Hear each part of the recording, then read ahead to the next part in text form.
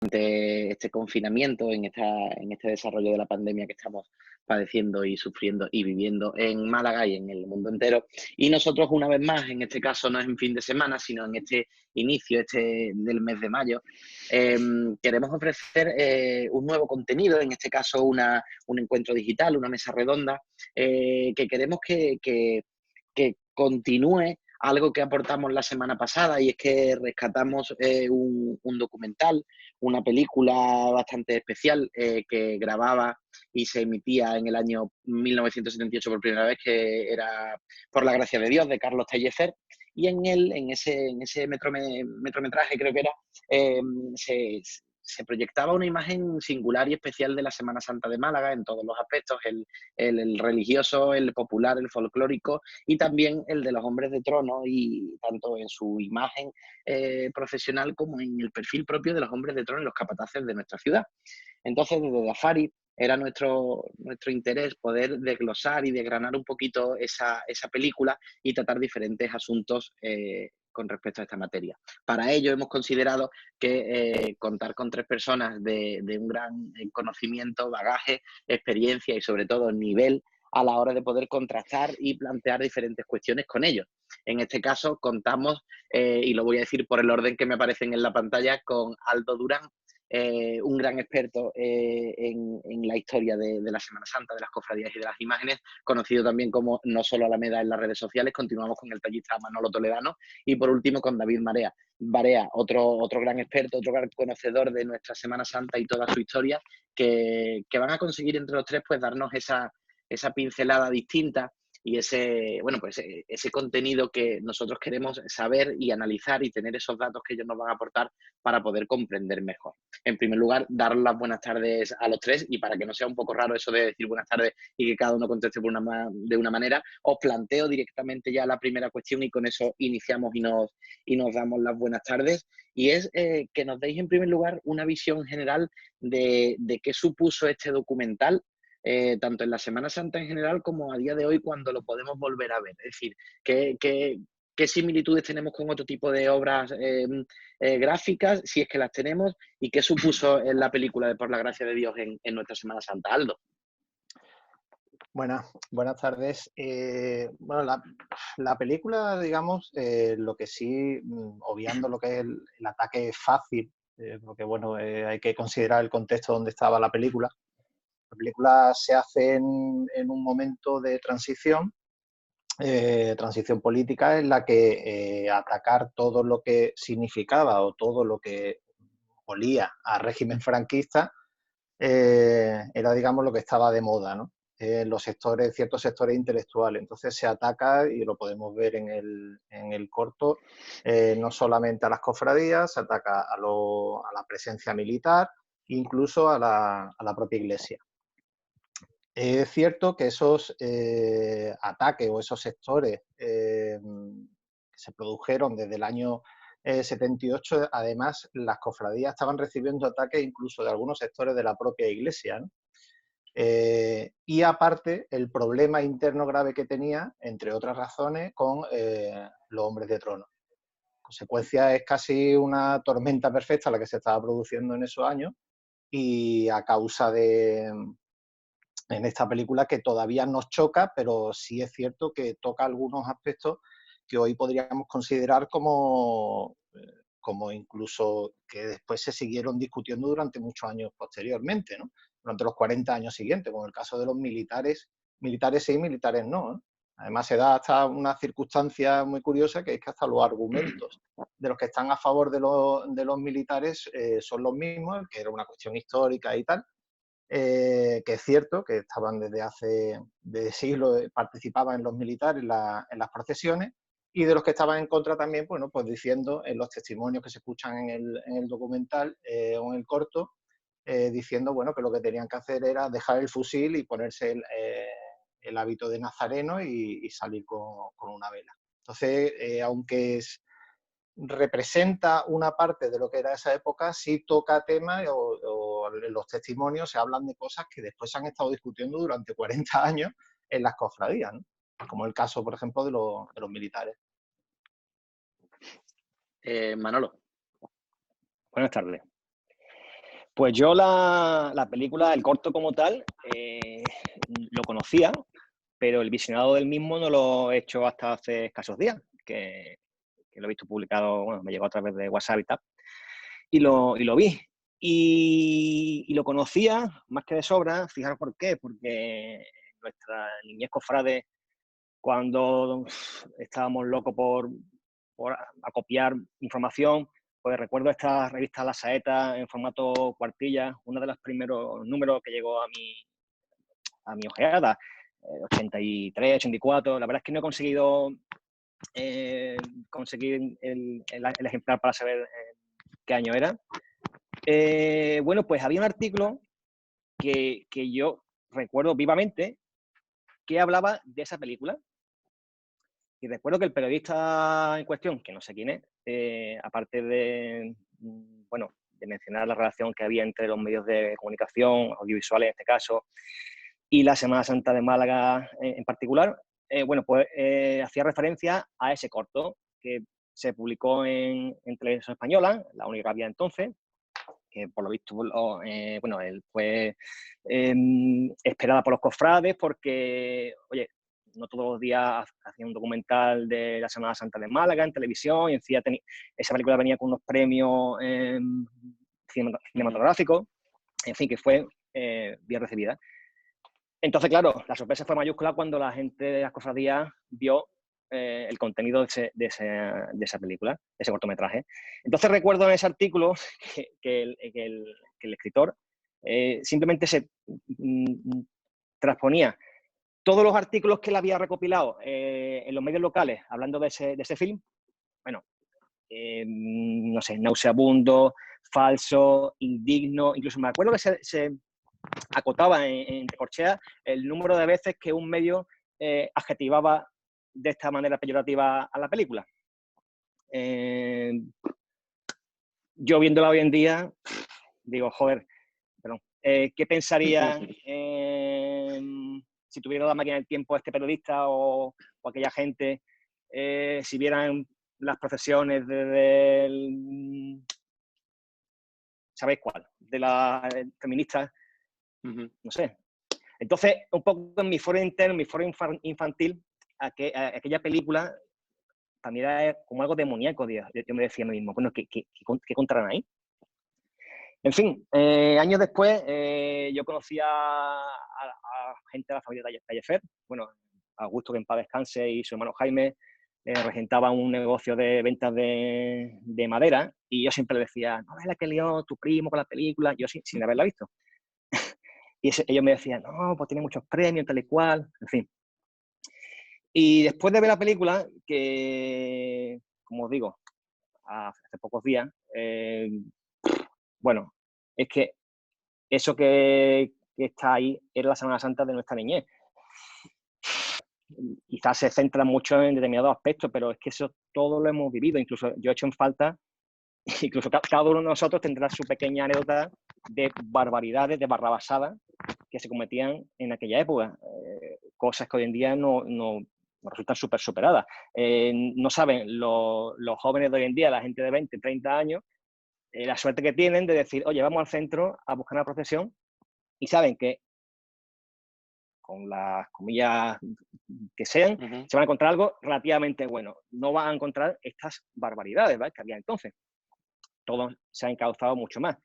Entonces, reflexionando también por la película, me ha llamado mucho la atención, fijaros, la banda sonora que usó Taillefer,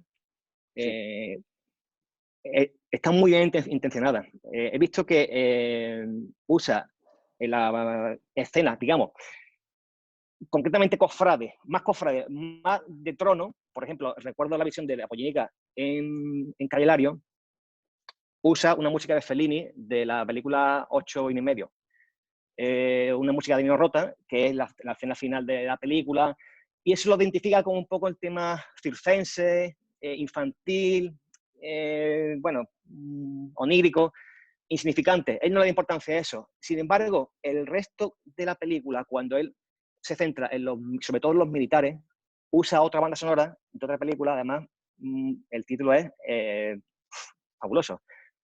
Vencedores o vencidos, basadas en los juicios de Nuremberg. Una película que actuaron grandes estrellas de los 60, Spencer Tracy, Burt Lancaster, etc. Y como digo, él se basa en ese juicio de Nuremberg para decir, oye, los que están aquí, lo que sale en la película, los militares sobre todo, a juicio de Taillefer son los mismos que todos estos años atrás han, en palabras del realizador malagueño Taillefer, se han apoyado en el régimen y ahora ha cambiado. Hubo elecciones el año pasado, por el año 77, 78, no sé cuándo fue, el 15 de junio del 77 creo que fue, y siguen aquí. Y fijaros con qué intencionalidad usa la banda sonora de la película para buscar sus fines, ¿no? Y eso me ha gustado de la película. Y sobre todo que es que eso lo he visto yo. Hoy la Semana Santa que yo en mi niñez intentaba evitar. Mi primera Semana Santa, David, que está aquí acompañándonos, conoce a nuestro amigo Pablo González. Yo siempre iba con él a ver procesiones y él se cabreaba conmigo porque yo mi Semana Santa era muy selectiva. Yo, sin haber visto nada, sin haber comprobado nada, cogía cofradía directamente, no veía nunca jamás porque veía eso, ¿vale? Y nada, y la película tiene muchísimo que hablar y que estirar. Habla de problemas que son muy actuales. Habla incluso del feminismo, del paro, en fin, del componente o del peso que puede tener la religiosidad en toda la Semana Santa o esa mezcla de cultura en sociedad y religiosidad tienen cada uno de nosotros. En fin. Efectivamente una película o un corto bastante curioso y Sí. varias cosas de las que has apuntado las iremos tratando poco a poco. Vamos a escuchar ahora a David. Barea, cuéntanos tu visión general de este formato, de esta película. Hola, buenas tardes. Lo primero, pues bueno, coincido con los compañeros en cuanto al aspecto general que esta película, creo yo, el mensaje general que quería transmitir, que era dentro de una potente crítica al tema, al aspecto militar, del acompañamiento militar de las cofradías en esa época. Pero es evidente que en la época, reitero la palabra época, que se estaba grabando, la sociedad española estaba viviendo un cambio evidente. Entonces, ahí yo veo que la película también manipula un poco lo que es el contexto real de la Semana Santa de la época. Porque busca una polémica, es transgresora, pero también creo que hay un matiz de irrespetuosidad, porque busca algo que aunque estuviese ahí, porque es evidente que las imágenes son reales, pero todo no podía ser así, aunque yo coincido con Manolo que eso lo hemos vivido. Hace un rato hablaba con mi mujer de igual que ve, anécdotas que yo recuerdo desde joven, y eso no me lo han contado ninguno, o sea, nadie, esas yo las he vivido, y todas las hemos vivido, ¿no? De ese tipo de gestos, de maniobras, de los tronos, de los portadores, de forma de... Pero también, claro, veníamos de esa época de decadencia de los últimos años del régimen de Franco, donde las cofradías estaban viviendo una etapa de decadencia también, lógicamente, que suelen ir unidas a la sociedad, son reflejos de la sociedad. Y claro, al haber ese cambio, los portadores son hermanos, no pagaban, pero no era como los otros, que al final, al ser pagados, pues la exigencia puede ser algo mayor. Yo creo que hubo una relajación ahí en esos primeros años, es obvio, hasta que ya los hermanos incluso pagaban su cuota, pagaban su puesto y ya se les podía exigir de otra forma. De todas formas, yo creo que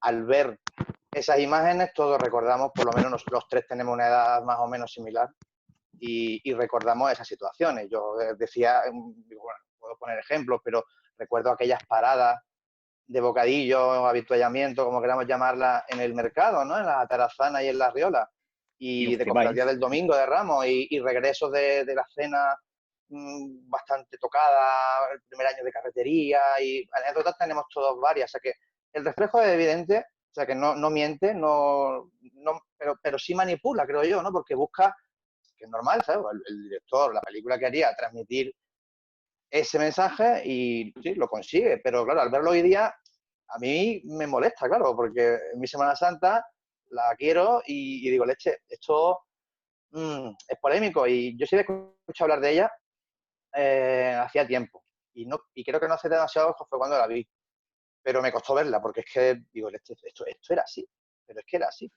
Y bueno, podemos seguir sacándole punta a esto porque es verdad que tiene material. Y luego otro aspecto que, bro, no sé si luego lo tocaremos, el aspecto estético también tiene material para cortar, porque ahora tenía congelada la imagen del trono que sacaba entonces el Nazareno de Viñero y fijaos que estamos hablando del año 78, Viñero se refunda en el 48. O sea, 30 años después tiene todavía una provisionalidad grande ese trono. Y como ese hay muchos conjuntos así. La evolución en ese aspecto también ha sido muy, muy, muy grande, vamos. Yo creo que ahí sería brutal, vamos.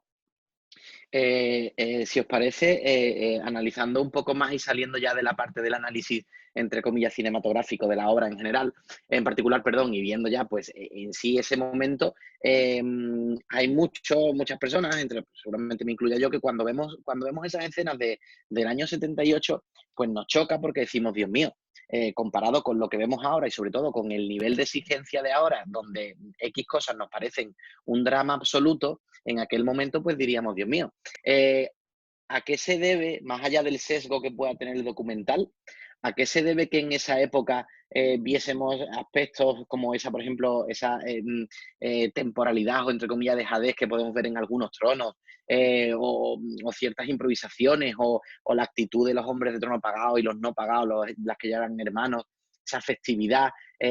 ¿Por qué nos encontramos en ese momento? ¿Es algo puntual y anteriormente, digamos que el cofrade estaba bastante mejor educado? ¿O es que veníamos arrastrando un perfil porque históricamente ese era distinto? Vosotros, con vuestros conocimientos y vuestras opiniones, ¿qué consideráis? Y empezamos con Aldo. ¿Veníamos de algo peor aún o es que en aquel momento fue todo una pequeña decadencia? Yo creo, en mi opinión, es que se venía arrastrando la grave crisis, digamos, que se había tenido en los años 60.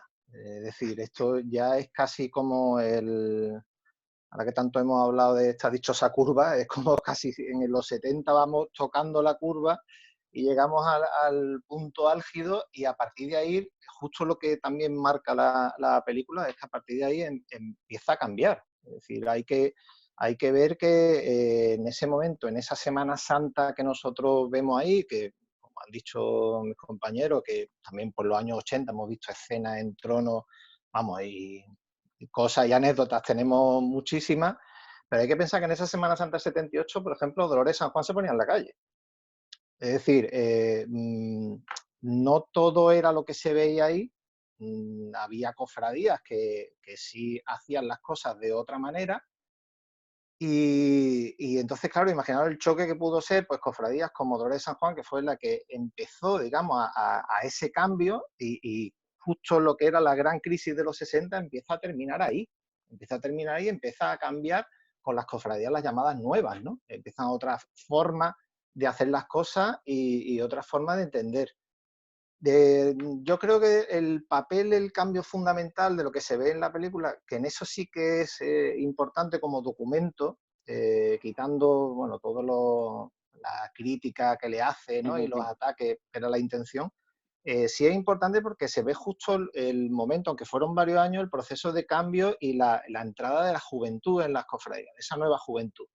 El hombre de trono, ahí se muestra que en ese momento era ya como un aspecto, una situación que era casi insostenible para los propios hombres de trono y para las propias cofradías. Es decir, eso ya era un matrimonio mal avenido que venía desde los años 60 que ya no tenía solución. Es decir, la solución que se tuvo, que las cofradías una vez más supieron adaptarse a los tiempos y gracias a eso se consiguió el cambio que empezaba a producirse en esos años finales de los 70 y ya a lo largo de todos los años 80 y 90, ya en lo que estamos, muestra así una situación, pues bueno, que entran los jóvenes, esos jóvenes entran a los varales. También uno de los testimonios que se escucha dice, bueno, pues lo que provoca eso era que esos jóvenes dejan las filas nazarenas y, bueno, pues ya la figura del nazareno totalmente denostada, pues diciendo, bueno, pues no tenemos nazarenos, pues las mujeres que las tenemos aquí, pues venga, las filas nazarenas, además, no sé si dicen en el corto algo de que además ya son más disciplinadas y con eso ganamos de seriedad en lo que son las filas nazarenas, ¿no? Una serie de cosas.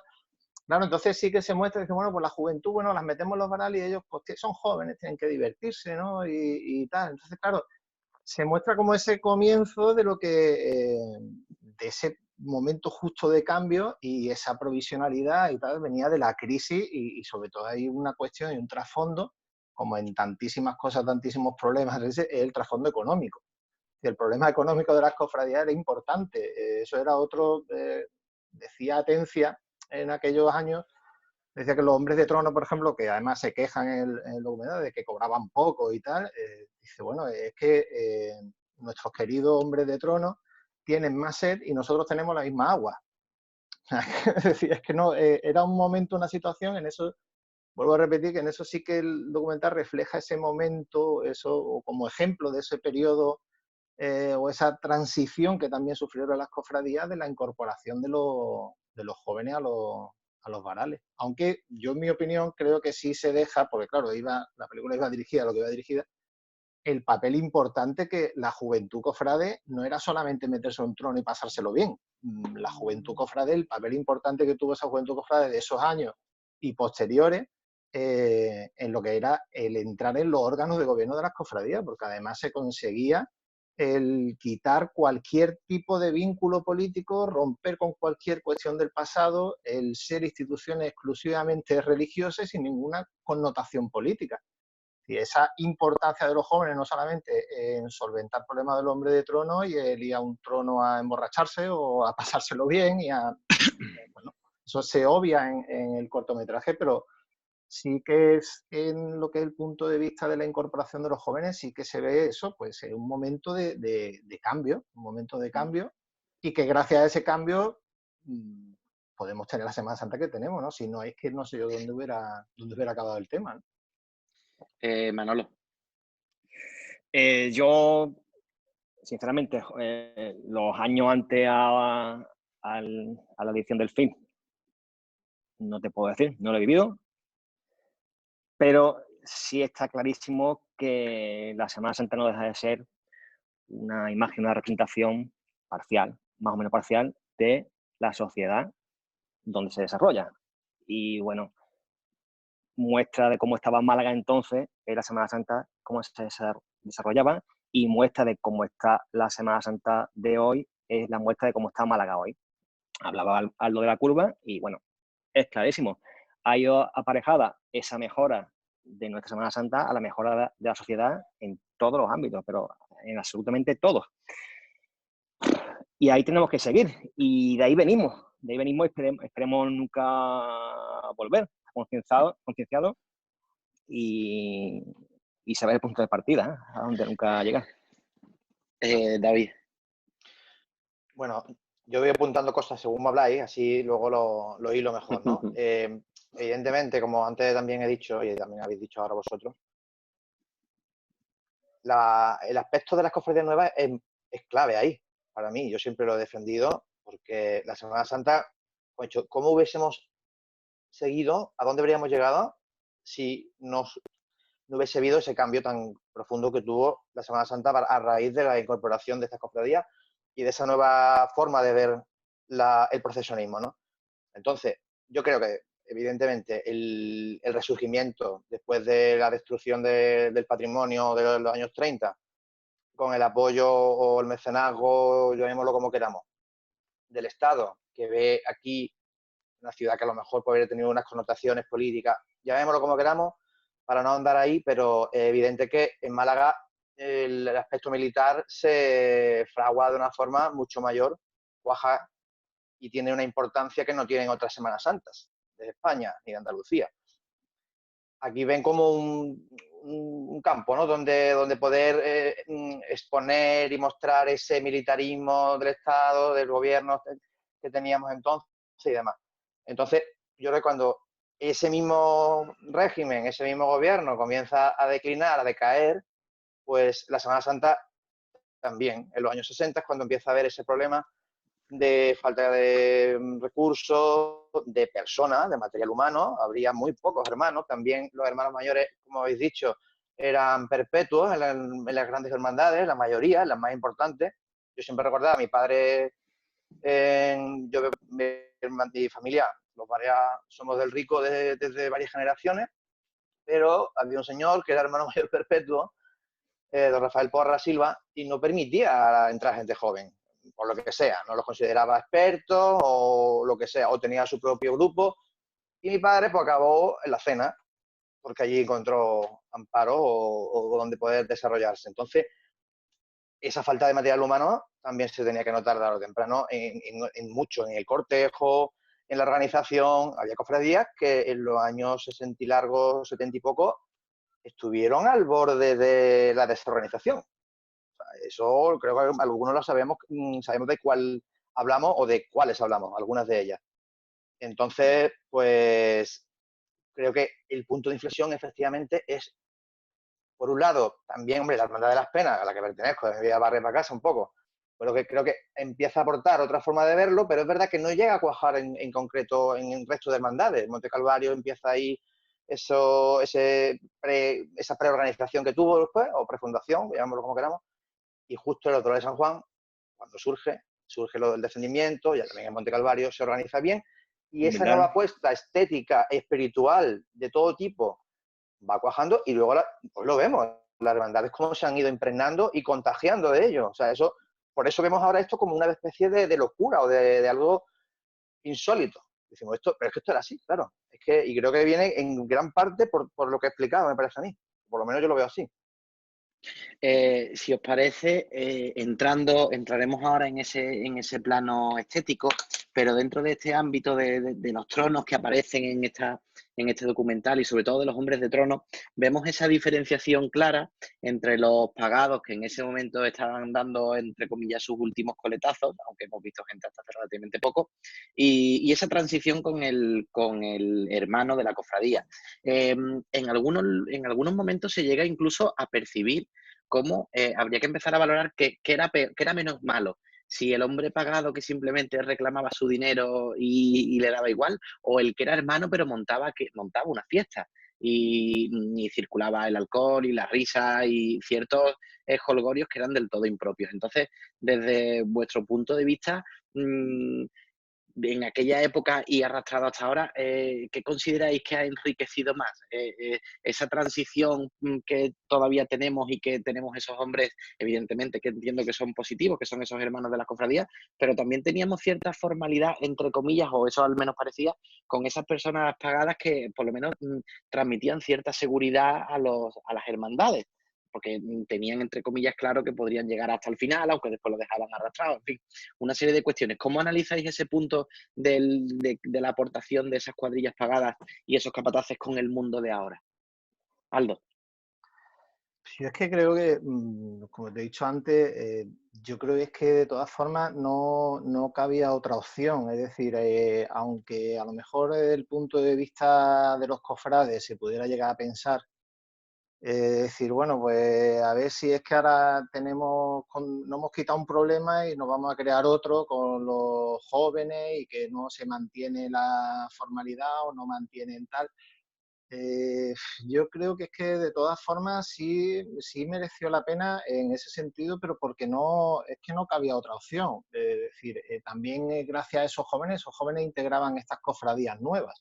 Las cofradías nuevas no conocieron los que integraban incluso esas cofradías nuevas eran jóvenes. Es decir, yo creo que en ese momento no hubo ni nostalgia por los hombres de trono pagados, ni se les echó de menos. Yo creo, no sé, esto también es generalizado y una opinión muy personal, pero yo creo que es que incluso hasta la sensación era como que se habían quitado un problema de encima, las cofradías. Es decir, era como un pasar página y los hombres de trono pagado, aunque estuvieron después una serie de años, incluso hubo cofradías donde normalmente el trono del Señor lo sacaban los hermanos portadores y el trono de la Virgen lo sacaba los hombres de trono. Y convivieron durante un tiempo, pero yo creo que no creo que, es más, era mayor el problema que les representaba y el beneficio económico también que le presentaban los hermanos portadores, que yo creo que hasta asumían ese riesgo de, bueno, pues de que en algunas cofradías, durante muchísimos años después, montaban esos espectáculos algunos hermanos portadores, y yo creo que eso era como un mal menor para ellos comparando con el problema económico que le causaban los hombres de trono, supongo, vamos. No creo yo que echaran de menos respecto de la formalidad de los hombres de trono. ¿Que hubiera cabido la posibilidad de otra solución? No lo sé, pero yo considero que ya era una cuestión de que no era una cuestión opinable en ese momento. Yo creo que es la única salida que le encontraron. Por añadir un punto más, Aldo, y ya continúa Manolo. ¿Tú crees que aportaba o aporta estéticamente un plus que esos hermanos sean, o sea, que esos portadores hombres de trono sean hermanos? Porque nos encontramos también con escenas que a simple vista pueden parecer raras, pero también tenían su toque añejo, que eran esos hombres pues un poco más preocupados simplemente por el trabajo y no tan separados de su función y pensando en otras cosas. No sé hasta qué punto el Hombre de Trono en esa época, esas cuadrillas que con menos gente hacían lo mismo que con muchísima más gente ahora, ¿lo consideras que podía ser algo positivo o Bueno, mejor? el hecho de los hombres de trono en aquella época, además, si se ve en el documental uno de los testimonios de los hombres de trono, dice, no, yo lo saco por dinero, pero después ya también es la costumbre, ¿no? Es decir, formaba parte, el motivo principal es el dinero, pero formaba parte también de su vida al sacar el trono. Y las cuadrillas y el trabajo, digamos, cooperativo que hacían. Yo es que más que en esa época miraría a lo mejor que hay imágenes de la Semana Santa de los años 40, de los años 50, cuando van los tronos a la carrerilla, y se van viendo y tú sí ves una cierta formalidad, pero es que hasta incluso en las filas nazarenas, y estamos hablando de que son los años 40, 50, hasta antes de los 60. Entonces sí aportaban en ese momento una cierta garantía, y respecto de lo que me comentas de que sacaban más o menos, yo tengo aquí que saqué cuando estuve con vosotros allí un dato, a título de ejemplo. En el caso de la expiración, por ejemplo, en el año 76, el trono del Señor portado por 150 hermanos y devotos y la Virgen por 170. Pero es que en el caso de la cena, el trono del Señor era portado por 200 jóvenes cofrades y el de la Virgen por 170 hombres de trono. Es decir, ellos con muchísimo, quizás los tronos con mayor peso y con muchísimos menos hombres hacían el trabajo. Pues sí, aportaban, y esas imágenes las tenemos de los años, ya te digo, de los años 40, los años 50. Era una estampa añeja, pero que venía y recordaba más a lo que era la Semana Santa de los años 20 que lo que después se vio. Es decir, no deja de ser la presencia de los hermanos portadores, no deja de ser una novedad que, salvo el caso de estudiantes en los años 40, era algo distinto, o sea, algo que no se veía, una estampa novedosa, ¿no? No tenía nada de añejo, vamos. Manolo, ¿cómo interpretamos esa mezcla de...? Pues preguntabas tú qué era mejor, Sí. o cómo comparar al pagado, que va a hacer su trabajo, cobra y se va a su casa, o al que no cobra, incluso paga, y es hermano y forma el jaleo y va de juerga, etcétera. Si es que da igual, si es que son iguales de buenos o de malos o de regulares. Para mí no hay diferencia. La parte buena es que ese tipo de gente joven, paulatinamente se empezó a concienciar, ¿vale? Se conciencia a través de la hermandad, a través de ellos mismos, y llegando al punto que estamos hoy en día. Pero para mí no te puedo decir que es mejor si un pagado o un tío que forme lo que formaba, lo que se ve en la película, sinceramente. Para mí son igual de malos, ¿no? David. Bueno, pues yo creo que también lo que aportó o lo que ha aportado la incorporación del hermano, de los portadores, primero, bueno, no creo que al principio fueran todos hermanos, ¿no? Pero bueno, por lo menos no había que pagarle, me imagino. Y, pues hombre, la forma de llevar los tronos cambió, en el sentido de que, es que lo que ha dicho Aldo, claro, si tú ves las fotos o las películas de los años 40 y 50, o las fotos incluso anteriores con los tronos de Luis de Vicente, que ya eran unos tronos importantes y con mesas de madera y varales de madera, y tú ves los varales y dices, pero bueno, ¿cómo podían llevar eso? Claro, simplemente lo llevaban.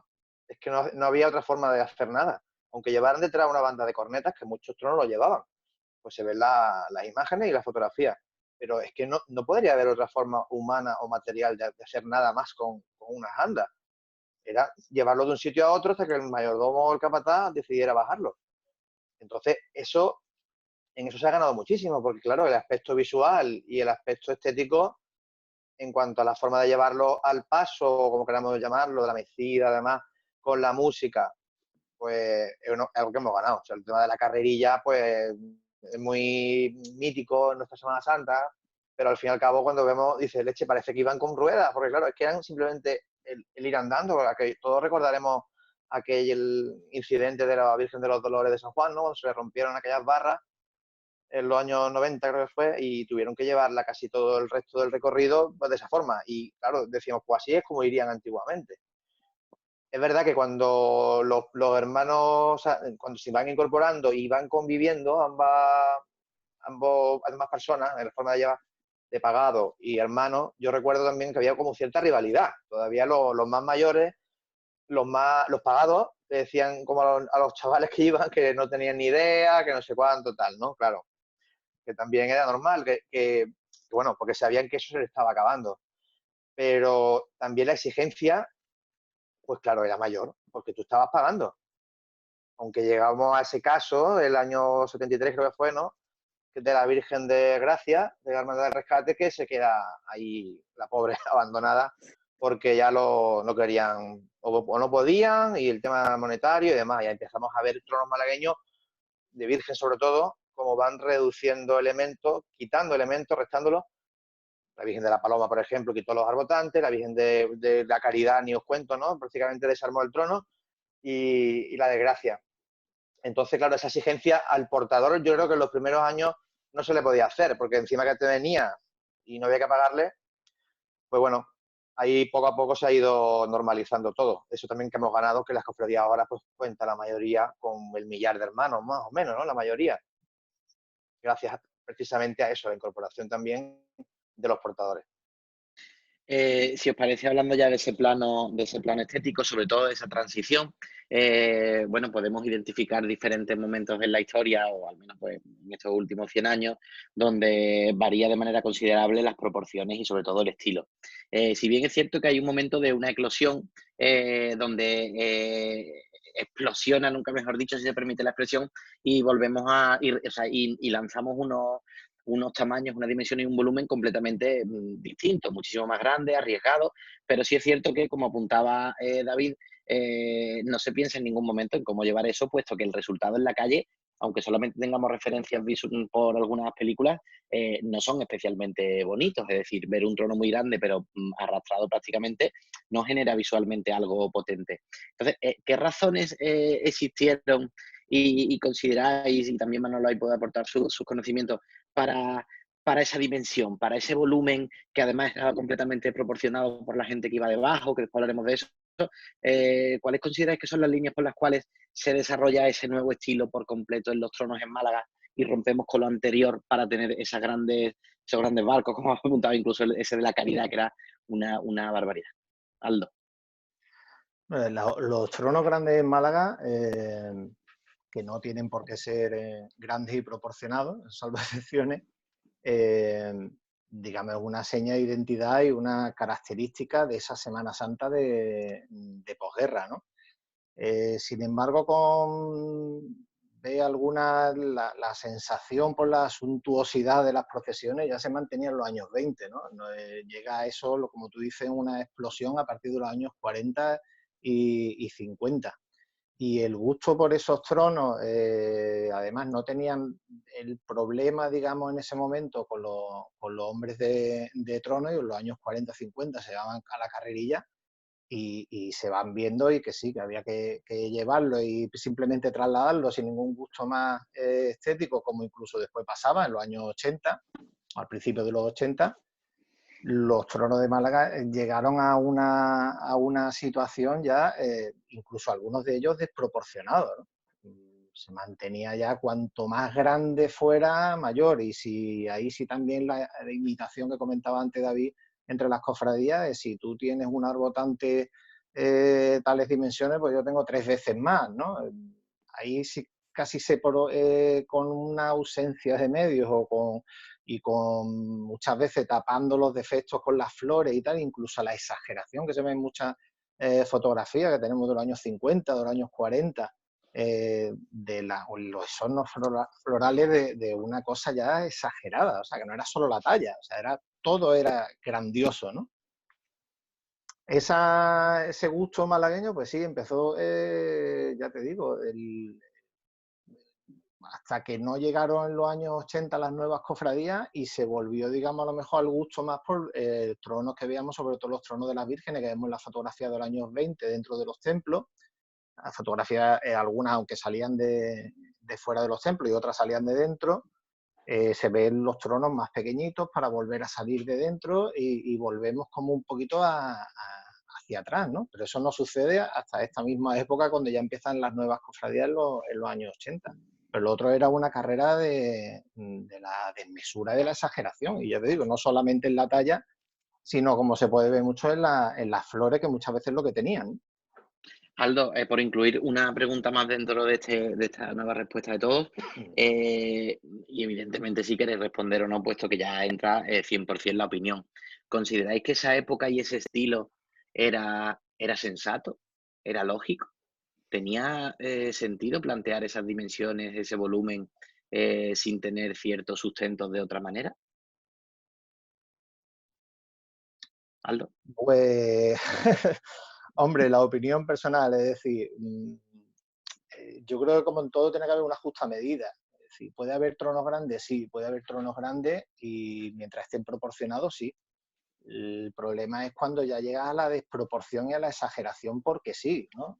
Si llegar a arbotantes, me acuerdo del arbotante que se ve en las fotografías de Gran Perdón, pero lo habréis visto, que llegaban los arbotantes traseros, vamos, llegaban al cielo ya casi, ¿no? O sea, eso era una cosa exagerada, o sea, eso ya no es que era ya, pues decir, bueno, es grande porque sí, ahora una cuestión estética y el gusto estético, bueno, pues a gusto los colores, ¿no? Puede haber quien le guste y que no le guste. Después tenemos otras excepciones como el trono de los dolores de expiración, el trono de la esperanza, que son tronos grandes y que además son proporcionados. Eso sí es bello.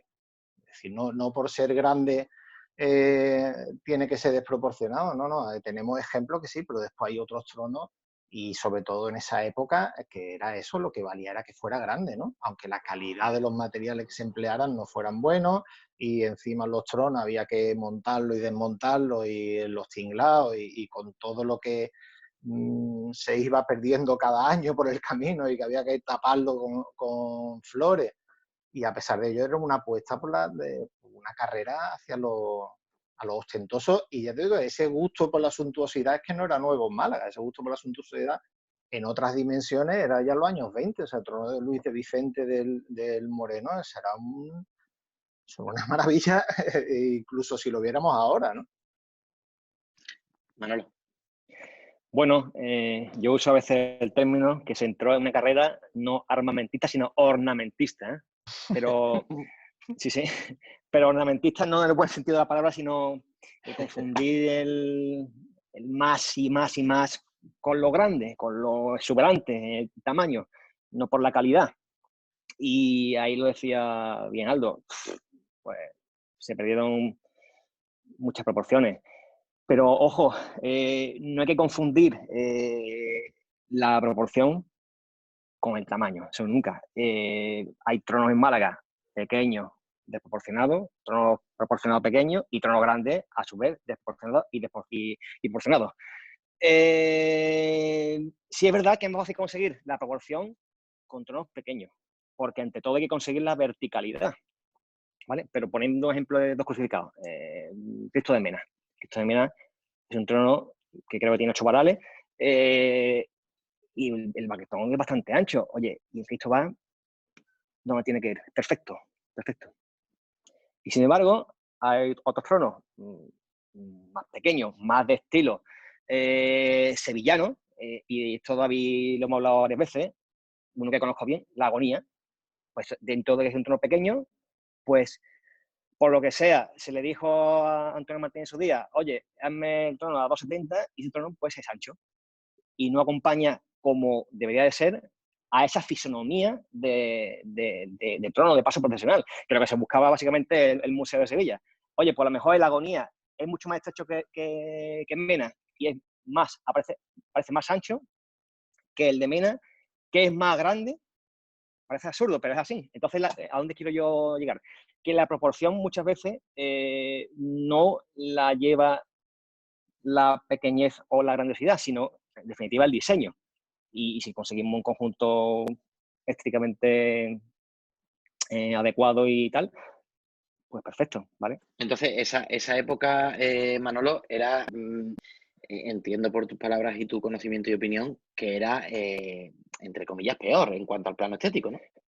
Bueno, sí, lo que pasa es que, bien lo ha dicho él, ahí se puede conseguir dentro de ese estilo grande obras buenas y obras proporcionadas. La Esperanza está muy proporcionada. Ya he dicho antes Mena, Gitano, bueno, no es muy grande, pero bueno, dentro de ese estilo. Y obras que son totalmente... ¡buah! No tiene por qué, insisto, el trono grande. Nosotros estamos haciendo ahora mismo el trono de la sentencia. Y ese trono es súper ancho, súper ancho. Bueno, pues hay que intentar conseguir dentro de esa anchura que las mandas quieren la esbeltez y la proporcionalidad. E insisto, es más fácil conseguir todo con conjuntos reducidos, estrechos, mucho más fácil. Pero oye, si la idiosincrasia de Málaga es o ha sido en el siglo XX tronos relativamente grandes y hay hermandades que apuestan por ese camino, es posible conseguirlo, ¿vale? Es posible, como ya se ha demostrado, como he dicho, en obras como, bueno, como La Esperanza y tal, ¿vale? David.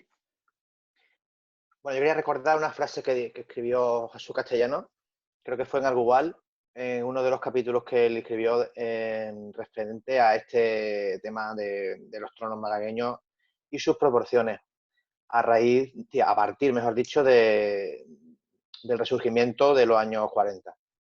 Que las dimensiones de los tronos malagueños se multiplicaron por 2, sin que a día de hoy, esto lo escribió en los principios de los años 90, no se nos hubiese dado a los cofrades una explicación de por qué. O sea, no es que haya que darla, significaba, ¿entendéis?, que no había ningún motivo para que se hubiesen multiplicado esas dimensiones. Yo siempre he tenido una teoría, porque con Manuel he hablado alguna vez, creo recordar, que es que cuando la Semana Santa, esa época dorada de los 20, con la fundación de la agrupación de cofradía y demás, se reinventa, o realmente casi que se refunda, porque todo se hace nuevo prácticamente, cofradías incluso, ahí con esa competición o esa rivalidad por atraer al público foráneo, de cómo, es lo que sabemos, del tema de la Semana Santa Sevillana, que se toma como ejemplo de cómo hacer y demás, ahí se construyen pues, unos tronos soberbios, ¿no? Sobre todo la producción de Luis de Vicente.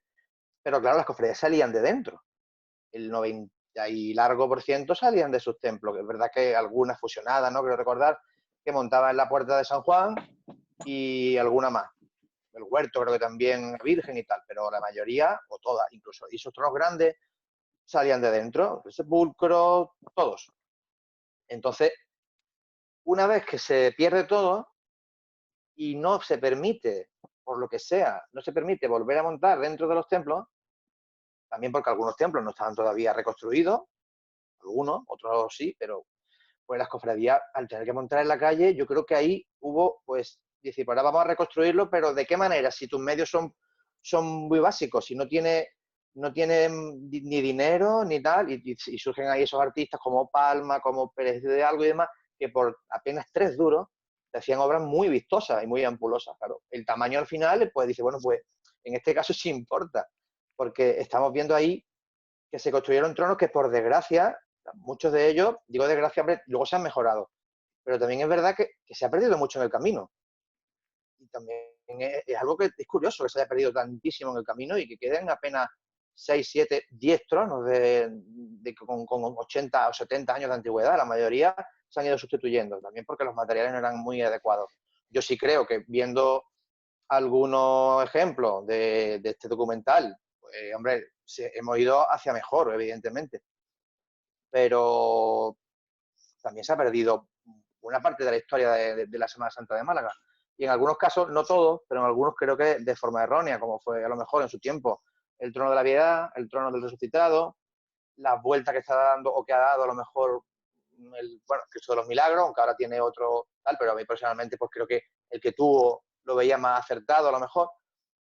En fin, yo creo que ese tema, pues, bueno, aquí es nuestra idiosincrasia, pero también es verdad que hubo otra forma de procesionar en Málaga. Ahondando aún más en ese asunto y yéndonos, como apuntábamos el título de la charla, pues era, por la gracia de Dios, la Semana Santa de Málaga de 1978 al año en el que vivimos ahora mismo, el año 2020. Os lanzo una pregunta completamente contemporánea. ¿Consideráis, bueno, tenemos un ejemplo hace relativamente poco que por desgracia no se ha podido presentar, que era el Trono del Cautivo, con esa adaptación que se quería hacer? El Trono del Cautivo, que es una pieza pues, de valor y estéticamente bonita, pues, es una percepción personal, pero bueno, así lo veo, y se fue ampliando hasta crear pues un trono sostenido encima de una bandeja y de muchos varales debajo, muchísimo más de los que supuestamente podía tener. Y la solución que ha tenido pues ha sido no quitarle varales, sino que se vea un poquito más proporcionado.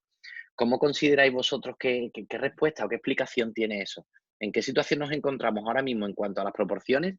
¿Y qué respuesta le podéis dar a las personas que nos están viendo al respecto de que se tapen esas bandejas? Que no entro a cuestionar si es bueno o malo, pero que se hagan ese tipo de modificaciones en vez de decir, oye, quizás que nos sobren 2 varales. Aldo.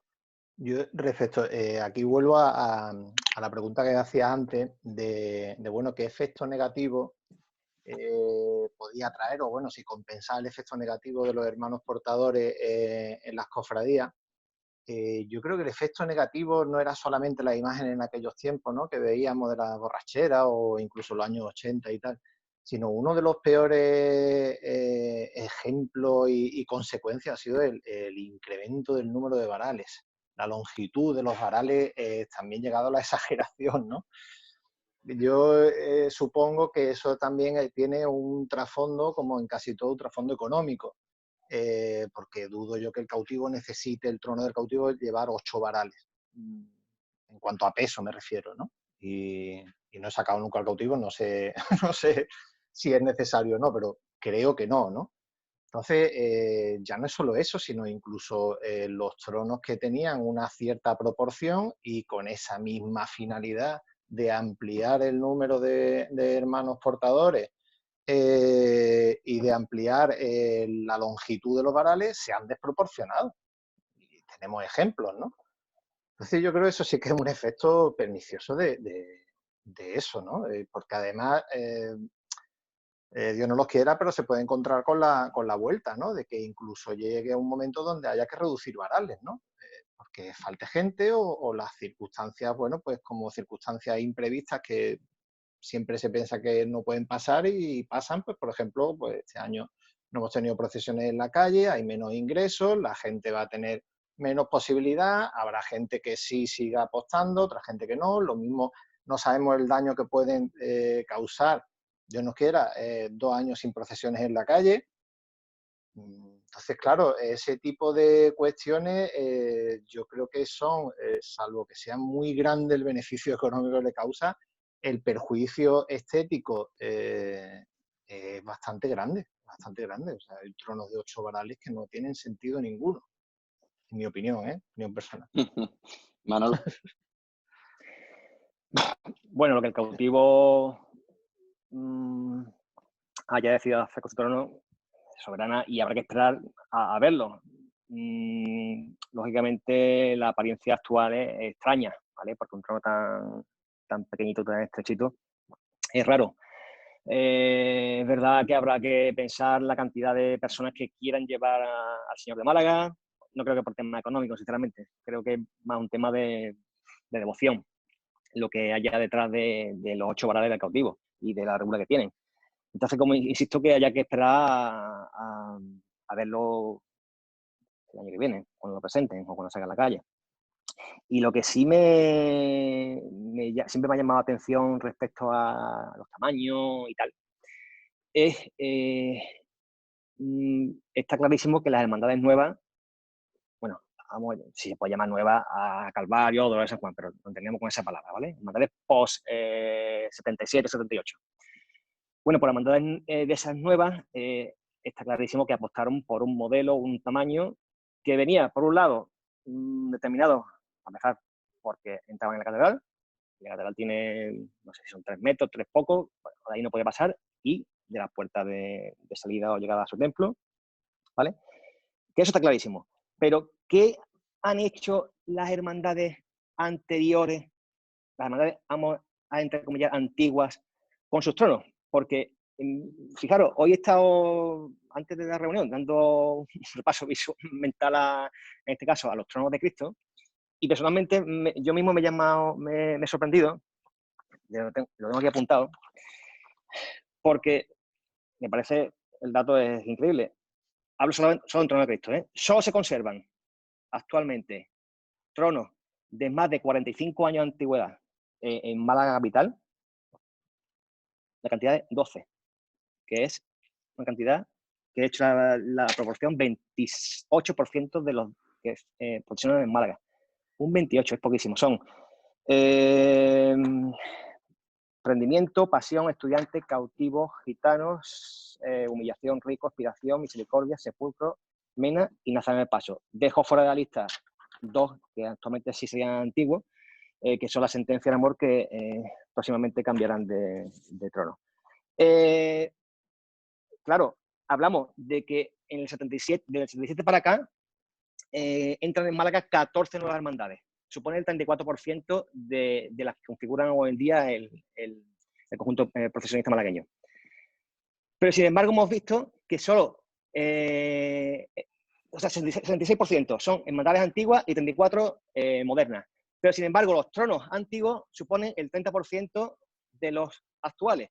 ¿Qué han hecho esas hermandades antiguas en el proceso de creación, de mejora de su conjunto? Me refiero a que han hecho a nivel de tamaño. Pues, igualmente, dando un repaso mental, pues la inmensa mayoría se han quedado tal cual, tal cual. La que tenía un trono grande, con el cambio, va a tener un trono grande, y la que tenía un trono pequeñito, tuvo un trono pequeñito.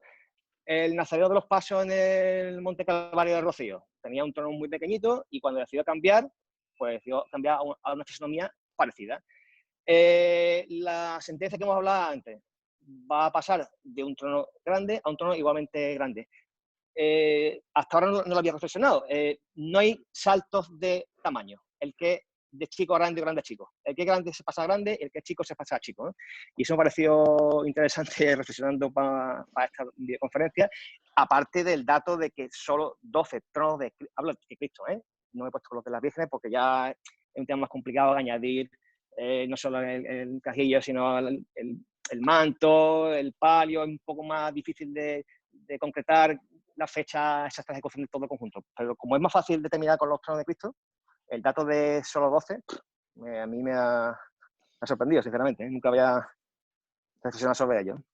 Es interesante ese planteamiento que haces, y como además en la retransmisión que se está teniendo en directo en Facebook y en diferentes grupos de WhatsApp que están, de estos de Hombres de Tronos, que están completamente llenos de bullicio. Ahora mismo alguien apuntaba, no recuerdo ahora mismo en cuál, cuando tú hablabas de esa justificación, entre comillas, posible que podría ser la devoción a la hora de llevar mucha gente en un trono, y alguien comparaba y decía, pues oye, pues fíjate qué curioso que la Macarena tiene 13.000 hermanos y la llevan 36 personas. Entonces, Sí. esa proporcionalidad muchas veces se cae un poco cuando uno analiza cómo es posible que tronos relativamente pequeños pues lo lleven tantísima gente. David. Bueno, pues yo creo que de nuevo el tema, en este caso, de la ampliación o la incorporación de más varales de manera innecesaria, como son los que hemos citado, y algunos más, el Rico, yo me acuerdo cuando lo pusieron, que decíamos, pero bueno, ¿para qué? Pero bueno, que para allá va gente. Bien, era la época dorada, la época en que todo, o sea, había muchísima gente con ganas de sacar trono y demás. Entonces se han ampliado y bueno, ahora están ahí. Siempre se pueden quitar, claro, en caso de que vengan las vacas flacas. Pero también es cierto que se ven en algunos casos una desproporción palpable y evidente. En tronos como el cautivo quizás es el paradigma mayor porque se ve que el cajillo tiene unas dimensiones reducidísimas, tronos bastante, hay tronos de cofradías de las que se etiquetan como sevillanistas o llamémoslo así, todos lo sabemos, y son quizás incluso más grandes que podría ser el cajillo del cautivo o el del Cristo de los gitanos o el incluso de la pollinica. Pero bueno, ellos van a hacer esta reforma o la han hecho, yo no he visto nada más que el proyecto. Es loable que quieren por lo menos disimular o enriquecer esa zona, porque claro, cambiar el trono no lo van a cambiar. El trono sí tiene calidad para que se conserve. Pero en otros casos, pues verdad que sí se ve que esa manera de... Ha habido una carrera en los últimos años, y lo que ha hecho malo es verdad, de que los que hacían tronos grandes han hecho tronos grandes, incluso un poquito más grandes. Entonces, yo no comparto esa idea. No digo que vayan a hacer ahora otro tronos más pequeños, pero es cierto que hacerlo incluso más grande, como se han visto en algunos proyectos y demás, se han quedado en el baúl, como el del Rocío, se quedó ahí también parado, pero había una idea de hacer un trono inmenso. ¿Y cuál es la justificación al final? O lo de los barbotantes que hemos dicho, que es muy respetable. Tú quieres poner unos barbotantes nuevos, en plata de ley, no sé qué material está hecho, pero los más grandes, es que eso es lo que se vendía, son los más grandes de Málaga. Bueno, siempre ha habido rivalidad en las cofradías, en los años 20 se veía también, y era una rivalidad sana, a ver cuál sacaba mejor en serie o lo que sea. Pero en algunos casos también minusvalora o menoscaba la obra de arte, ¿no? Porque se ven que son añadidos innecesarios. Sobre todo esos moldurones que son como una repisita, van bajando, bajando, bajando, bajando, y se ven enormes y el trono termina mucho más arriba. Y bueno, yo en ese caso no soy, ha dicho antes tú, Gonzalo, la opinión personal. Bueno, pues yo ahí sí a mí no me convencen ese tipo de añadidos. Y bueno, esperemos que sí, que sigan sacando, que esos varales sigan llenándose, que es verdad también, que lo había apuntado, digo, bueno, se han incorporado varales. Hasta ahora esas incorporaciones, ese añadido, las hermandades no han sufrido. O sea, siguen llenando esos varales, con lo cual por ahora le va bien, pero también es verdad que, bueno, esperemos que siempre sea así, claro. Siguiendo con esta línea, y hace un momentito apuntaba a través de Facebook a Alejandro Morante y decía que se han hecho tronos más grandes actualmente como la Paloma o la Sangre.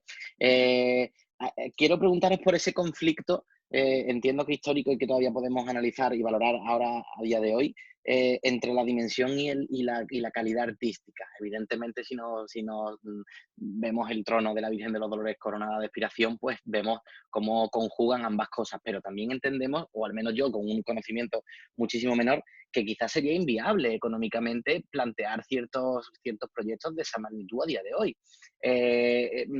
¿Cómo se conjuga el arte y el tamaño, el valor artístico en este caso y en la Semana Santa actual? Por ejemplo, usamos el trono de la Paloma nuevo como ejemplo. ¿Hasta qué punto entendéis que eso es suficiente? Quizás si hubiera sido más pequeño hubiéramos podido ganar en calidad, o tiene la calidad magna y absoluta. Aldo. Yo, por lo que ha dicho Manuel, de que, bueno, eso sí que es así, de que las cofradías que han tenido trono grande han vuelto a tener grandes, ejemplo de la Paloma, yo sí creo que se ha ganado en calidad. Es decir, la calidad de los tronos, aunque sean grandes, que se hacen ahora, es que incluso hasta la calidad de las exageraciones estas que hablamos de, o como decía David, de los arbotantes, tienen calidad. O sea, si ahí no, en eso, digamos, no tenemos duda que tenemos mucha más calidad de lo que se hacía en los 40 o 50, eso es indudable. Pero el hecho de que un arbotante tenga calidad no le quita que sobre las dimensiones de ese arbotante, por ejemplo, ¿no? Pues acá han puesto antes el ejemplo de arbotante. Entonces, el trono de la Paloma, pues yo lo considero de una calidad, bastante calidad, una gran calidad. Y ahí Manuel podrá, que es más experto que yo en estas cosas, podrá tener su opinión sobre los tronos. Yo creo que las obras que se hacen tienen grandes diseños y normalmente grandes ejecuciones. Es totalmente distinto a lo que pasaba en los años 40, salvo, ya te digo, ejemplos, excepciones honrosas como, por ejemplo, Seco Velasco, ¿no?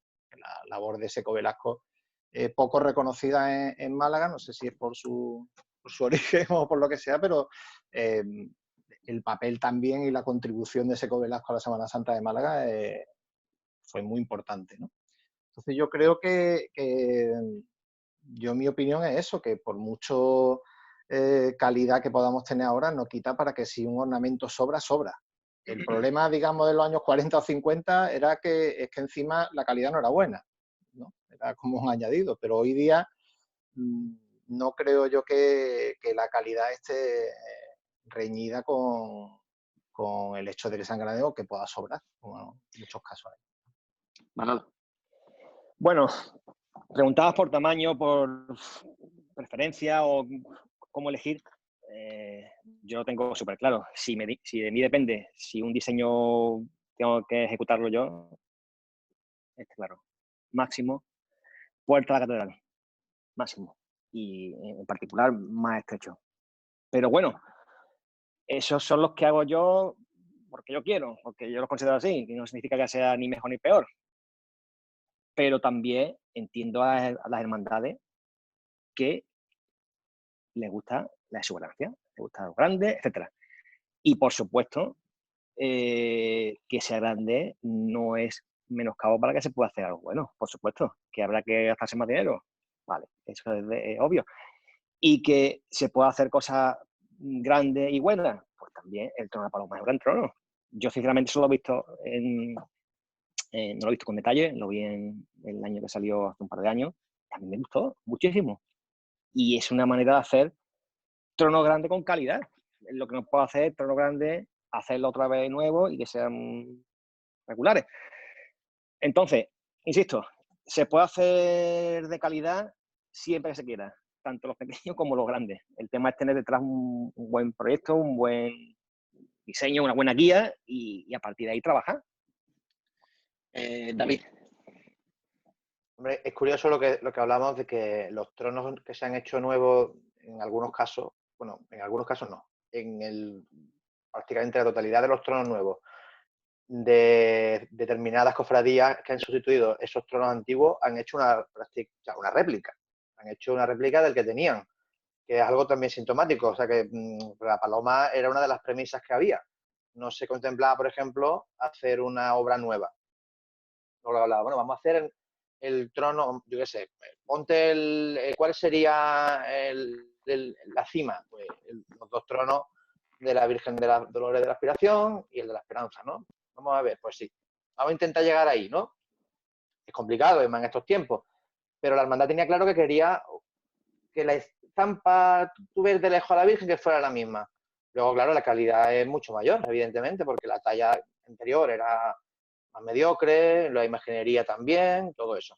Pero es curioso que casi todos esos tronos, Ánimas de Ciego, Pollinica, ¿cuántos hay? Soledad de Mena, muchísimos, se han ido haciendo, mejorando las calidades, pero conservando la línea, el estilo, la impronta y en algunos casos prácticamente, digamos, hasta el diseño, solo que recreándolo en algunos aspectos.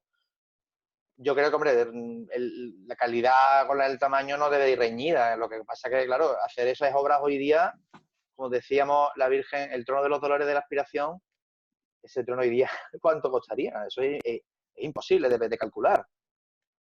En la otra época tenían buen apoyo, que también es verdad, claro. Buena financiación. Así, claro, otras hermandades no tuvieron esos apoyos en Málaga y les costó mucho. Pero también hubo cosas, hombre, pongo de ver Las Penas, hombre, que me orgullece decirlo, pero que Las Penas salió en el año 65, la nueva Dolorosa, la actual del Lava, sacó ese trono tal cual. Está hoy día, exceptuando la candelería que se incluyó en el 96. Y bueno, el palio nuevo, pero el conjunto era así. Y era una hermandad muy pequeñita, modesta, que estaba prácticamente empezando a dar sus pasos. Llevaba apenas 2 décadas, ¿no? Pero claro, había unos apoyos detrás. Hoy día, sin apoyos de ese tipo, que también es normal, no vamos, dinero público no se va a usar para este tipo de cosas, a lo mejor tan pomposas. Pero es muy difícil, claro, hacer ese tipo de obras hoy día es inimaginable. Pues en una de estas partes del documental, de este vídeo de Carlos Tallefer, se plantea, bueno, pues el tema del turismo, se habla de él y se utiliza y se argumenta la Semana Santa como, bueno, una herramienta de atracción turística. Eso es cierto, y también es cierto que cuando uno ofrece algo, una ciudad ofrece algo, por lo general tiene una impronta que vender. Nosotros a ese respecto y con el San Benito, en este caso despectivo de ser ciudad cosmopolita, donde viene gente, se va, ha pasado lo mismo con los tronos con respecto al estilo. Han llegado estilos, se han marchado, han vuelto otros. A ese respecto me gustaría que podemos definir a día de hoy un estilo malagueño. Es decir, cuando esos hombres de trono o esos cofrades, esos nazarenos, pues hablan de la Semana Santa, de esto es de Málaga. De Málaga es todo, evidentemente, es todo la Virgen de la Esperanza, fusionadas o el Calvario, todo es Málaga, pero ¿tenemos algún canon que nosotros podamos decir, oiga, esto sí, esto realmente sí podemos argumentar que tiene algún tipo de bagaje histórico que lo sostenga? ¿Tenemos algo así, Aldo? Yo siempre cuando a lo mejor en una conversación me dice, no, es que esto es lo nuestro, ¿no? Esto es lo de toda la vida, ¿no?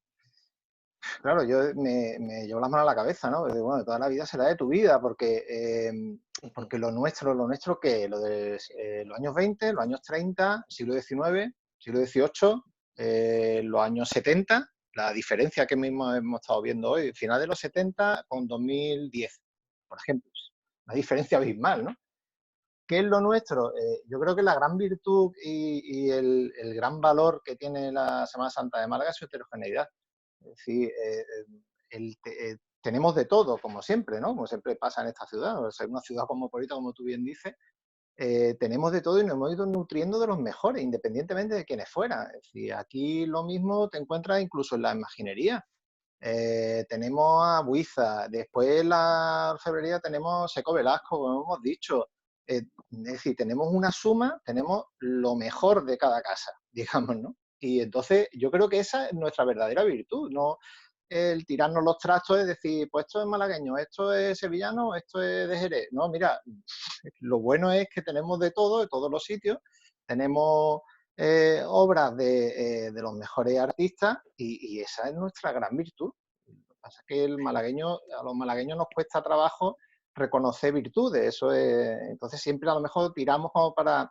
A mí me ha llamado la atención, ¿no? Cuando en el documental una de las cosas que decía uno que estaba criticando la Semana Santa de Málaga, le dice, tú, este no es de aquí, ¿no? Una cosa muy también que decimos, es decir, no, tú criticas a Málaga, entonces tú no eres de aquí o tú vete de aquí, ¿no? Y eso es así, o sea, yo creo que nuestra gran virtud es la heterogeneidad. Y hay tronos grandes y tronos pequeños, hay diferentes estilos y todo llegado de una evolución de muchísimos siglos y que de cada época hemos tenido. Ahora, algo nuestro propio, yo considero que la heterogeneidad. A mí me preguntan y yo diría eso. Es el principal valor.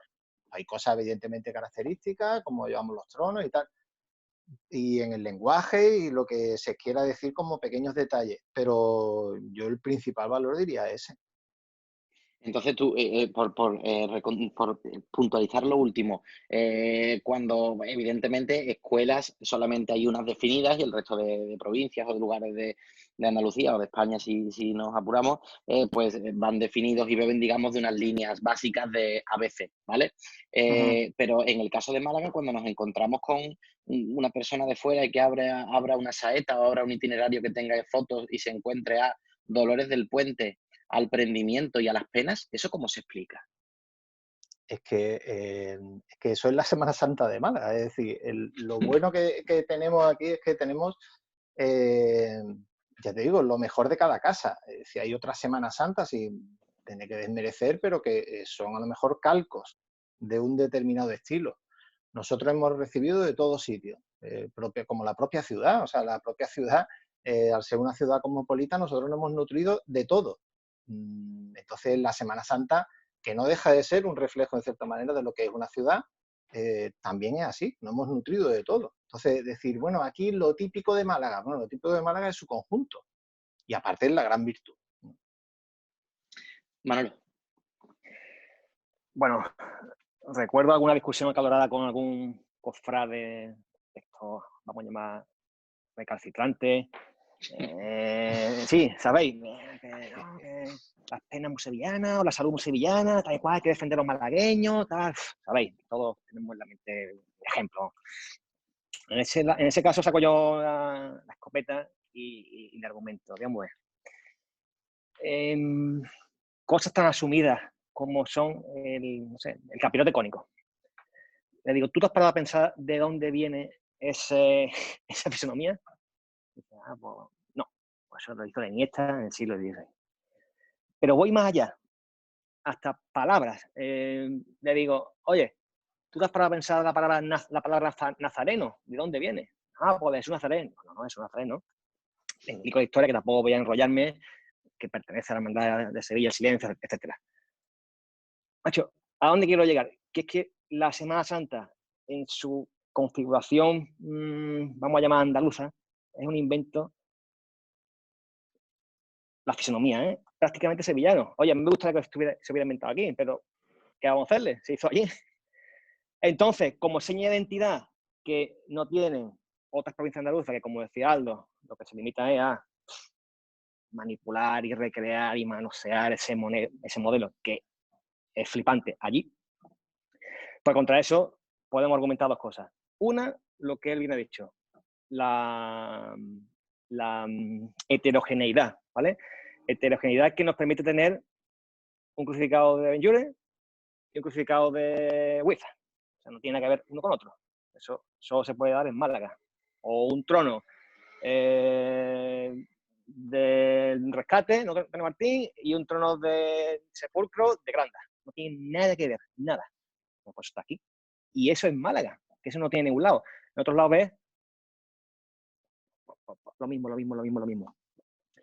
Y el segundo punto, importantísimo, es la forma de llevar los tronos. Sin duda son, para mí, aparte podemos hablar de la banda bombero, etcétera, pero bueno, sin duda heterogeneidad y manera de acarrear las andas. David. Bueno, como estilo malagueño. Coincido plenamente con ellos, porque es obvio que esa diversidad que tenemos aquí, que la ciudad también la padece, entre comillas, se incluye de todas esas corrientes.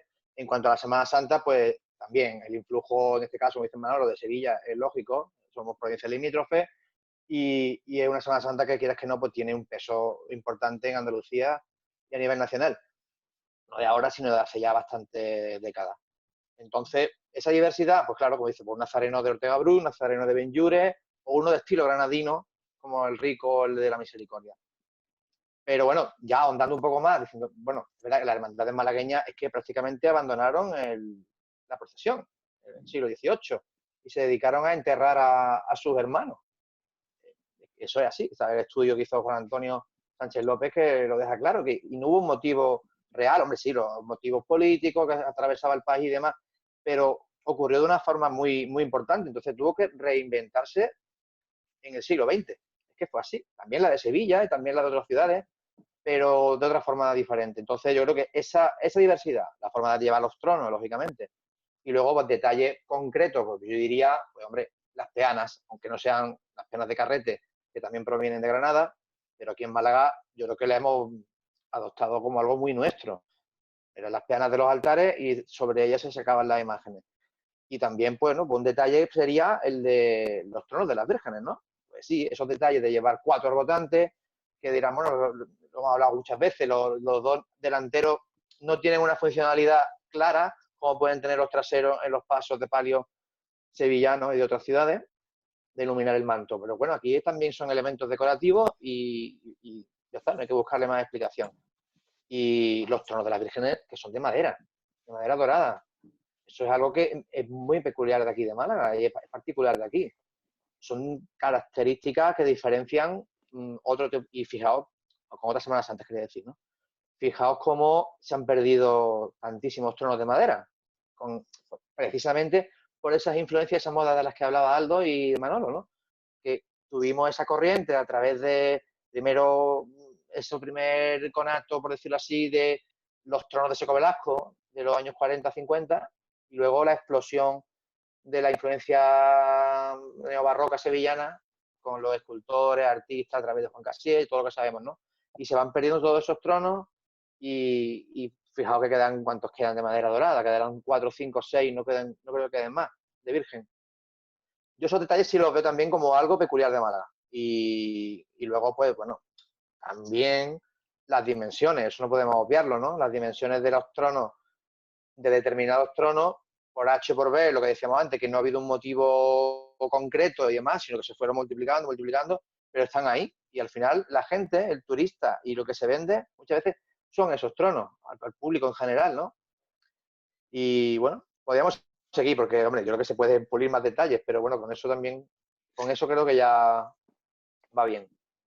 Pues al hilo de esa puntualización y hablando de, bueno, pues del arte y de cómo Málaga tiene esa capacidad de abandonar ciertos estilos, recuperar otros y parece ser pues que en esa capacidad donde la tradición es perderla constantemente o reciclarla cada ciertas épocas, nos encontramos con una subvención en los últimos años en las que hay algunas imágenes que se están restaurando y están recuperando improntas originales.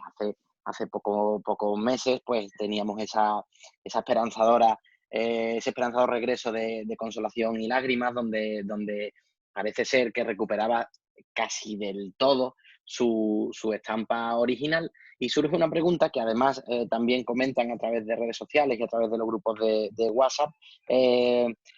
¿Consideráis que esas nuevas improntas o ese recuperar las improntas de estas imágenes hace que haya que plantearse también recuperar o remodelar esos propios tronos? Es decir, en el caso, por ejemplo, de Ánimas y Ciegos o Consolación y Lágrimas, habría que plantear también esa modificación, ejecución o adaptación de los tronos para que digamos que case un poco más. Aldo. Hombre, yo en el caso de Consolación, es que habría que cambiar, o sea, el cambio, si se volviera y se diera, digamos, el último paso y volviera pues a la imagen que nosotros tenemos de fotografía del año 29 y tal, es que habría que cambiar muchas cosas. Entonces yo ahí ya esto es casi ciencia ficción, ¿no?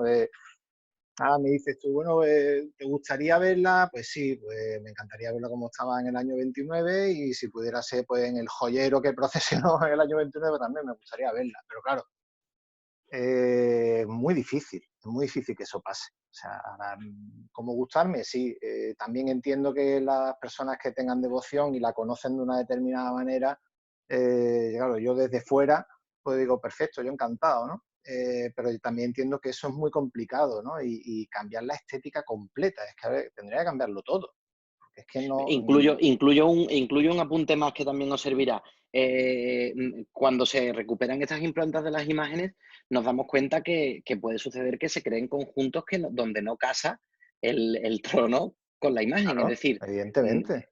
entonces, ante ese tipo de situaciones, ¿qué hacemos? ¿Lanzamos y seguimos manteniendo ciertas cosas que aunque sean buenas porque se han hecho en los últimos años, o quizá haya que replantearse cosas por darle sentido y origen a todo, ¿vale? Yo te digo, mi opinión, pero reconozco que es ciencia ficción totalmente. O sea, yo volvería, poniendo como ejemplo, ha puesto Consolación, volvería con el año 29 y cambiaría el conjunto entero, totalmente. Pero claro, soy consciente, ya te digo, que esto es como fantasías cofradieras de estas que uno va elucubrando y tal, pero si se hiciera, pues sí, debería. Ahora que dudo mucho que finalmente sucediera un cambio de ese calibre. Tenemos el caso de Ánimas también, como otro de los ejemplos que quizá a lo mejor el trono pudiera ser, ¿no? Sensible de cambio. Sí, claro, en el caso de Anima, y además, bueno, pues a la imagen que yo tengo especial devoción, y ahí sí, por eso te digo, desde el punto de vista de esos cambios, de volver hacia atrás, pues claro, a mí supuso un choque cuando fue el cambio, ¿no? Y a lo mejor otras personas pues que no le tienen a lo mejor especial devoción, pues dirían, bueno, pues cambia la imagen, que lo cambien todo y que cambien el trono. Pues sí, pues deberían cambiar. Yo considero que de todas formas no deja de ser todo una armonía. Como antes decía Manolo respecto del Cristo de Mena, ¿no? El Cristo de la Buena Muerte, que es un conjunto, es decir, es algo que no... que es que no se puede perder en el momento en el que choque la conjunción de la propia imagen con el trono, pues sí, debería cambiarse. Otra cosa es que dudo muchísimo que esos cambios se lleguen a hacer, vamos, eso vamos, yo te digo, ciencia ficción. Manolo. Estoy aquí pensando de memoria los tronos de Cristo actualmente que se pueden catalogar como provisionales, ¿vale? Y creo que no me dejo ninguno atrás. Son dolor del puente, humildad y paciencia y salutación. Y en los 3 casos, a lo mejor me dejo uno por ahí, están en proceso de cambio de hacer tronos nuevos.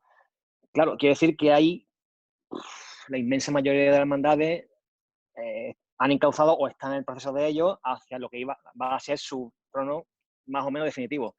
Claro, una vez que han emprendido esa labor, decir, oye, pues ahora esto no nos gusta o esto el resultado no es el apetecido, con la cantidad de dinero que hemos echado esto encima hay que rehacer todo. Eso es, como decía, sí, está muy bonito sobre el papel, es decir, venga, ahora este lo quitamos, este lo dejamos, este tal. Es muy difícil llevar a la práctica. Tronos que muy recientemente o en los últimos, no sé, 15 años se hayan hecho, volverlo a rehacer, eso es que no... Es complicadísimo. Pero sobre el papel, por supuesto que empezamos desde el domingo hasta el final de Semana Santa, decimos este sí, este no, este sí, este no. Clarísimo. Pero es que hay mucho creación nueva y mucho dinero echado encima de la Semana Santa para ahora. Estoy pensando un poco en los tronos de Cristo, ¿vale? Cuando decía antes lo de la provisionalidad. David. Bueno, yo lo de Consolación y Lágrimas, que cuando supimos la noticia de que se iba a recuperar la policromía, o gran parte de ella, la verdad que fue un bombazo, porque los que admiramos la imagen que hubo, pues nos quedamos muy contentos, ¿no? Pero claro, hablábamos en algunos círculos cofrades y ahora, ¿qué pasa con el trono? Bueno, el trono es que es nuevo, claro. Han cambiado incluso el palio, el manto, lo han cambiado todo. Ese trono que tuvo el año 20 y tanto, 29, pues hombre, sería increíble, ¿no? Y ver la salida de Merced más todavía. Pero eso se antoja ya hoy día una utopía, porque es verdad que, como dice Manolo, han invertido muchísimo dinero. Ahora hacer un trono, pero claro, sería por narices, por decirlo así un poco bruscamente, que evocara el que tuvo, ¿no? Para recuperar esa estampa idílica de la época, ¿no?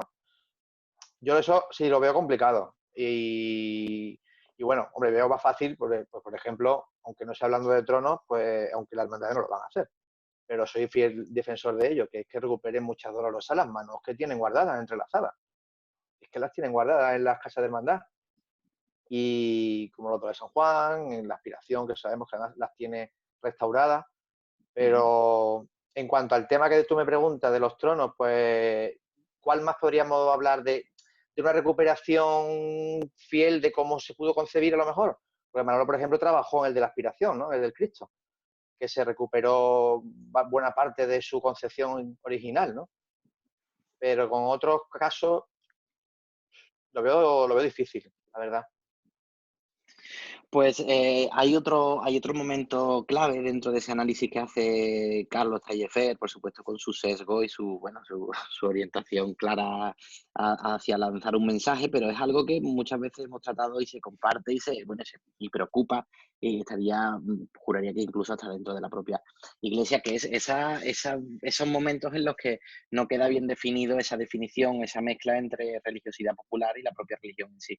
Entonces, nos encontramos en ese documental pues algunos pensamientos o algunas críticas, entre comillas, a esa separación del mundo cofrade de esta iglesia.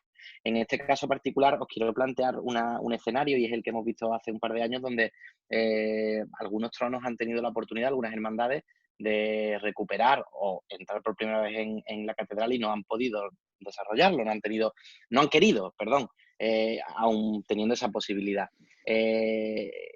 ¿Qué lectura hacéis vosotros de esas cofradías que consideran que, pudiendo entrar en la catedral y hacer estación de penitencia, no lo realizan? Es un tema complejo porque primero hay que considerar que, bueno, el gusto, yo por mí personalmente, a mí me encantaría que todas pudieran entrar a la catedral.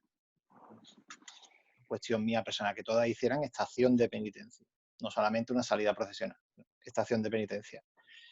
Hay algunas que no pueden. Las que pueden, yo por mí que entraran. Otro segundo tema es, ¿se puede considerar que es una estación de penitencia entrar por una puerta y salir por otra? Ese es otro tema de debate, ¿no? Pero yo, respecto de lo que me pregunta, a mí me encantaría que entrasen, todas las que pudiesen entrar.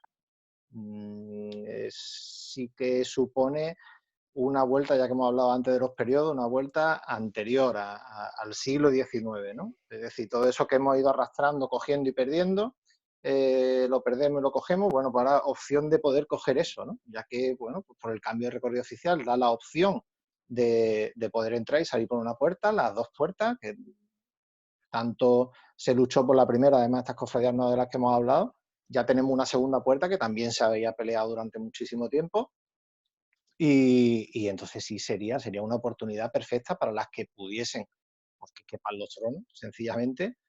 A mí me encantaría, personalmente, que entrasen. Entonces entiendes y compartes que, bueno, que puede llegar a existir ese conflicto entre la pompa y el boato procesionista y la propia protestación pública de fe. Claro, en este caso, si vamos al efecto que también hemos hablado antes, el efecto imitación de las cofradías, sí se podría llegar a un efecto contagio en las que se pudieran entrar, ¿no? De contradicción del boato, es decir, es que esa contradicción sí que la llevamos arrastrando desde que se dejó entrar a la catedral a final del siglo XIX. Es decir, se dejó la catedral para para pasar por Calle Lario. Es la cuestión fundamental, es decir, en ese momento se tomó esa decisión, en ese momento la Semana Santa de Málaga tomó un camino, que ese camino lo tomaron otra Semana Santa, además todas terminaron siguiendo ese mismo camino del boato, de hacer recorridos oficiales y toda la historia, pero nosotros en ese momento sí que apostamos, es decir, dejamos la catedral y pasamos por Calle Lario. Y de ese momento ya se abandonó la catedral, salvo estas cofradías nuevas, que fueron las que retomaron, bueno, salvo la excepción de Viñeros y después de Pasión, precisamente en el 78. Entonces, claro, esa decisión, digamos, ya se tomó en ese momento y ya después, aunque alguno hubiera querido retomar, es que ya con esos tronos es que es imposible. Pero la Semana Santa de Málaga se olvidó de la catedral a finales del 19, es decir, en ese momento, optando por Calle Lario, se tomó esa decisión. Ahora ya volver atrás, pues ojalá pudieran volver las que puedan entrar. Manolo. Vuelvo a decir que mi opinión personalísima es que todas o las que pudiesen entrar debieran hacerlo.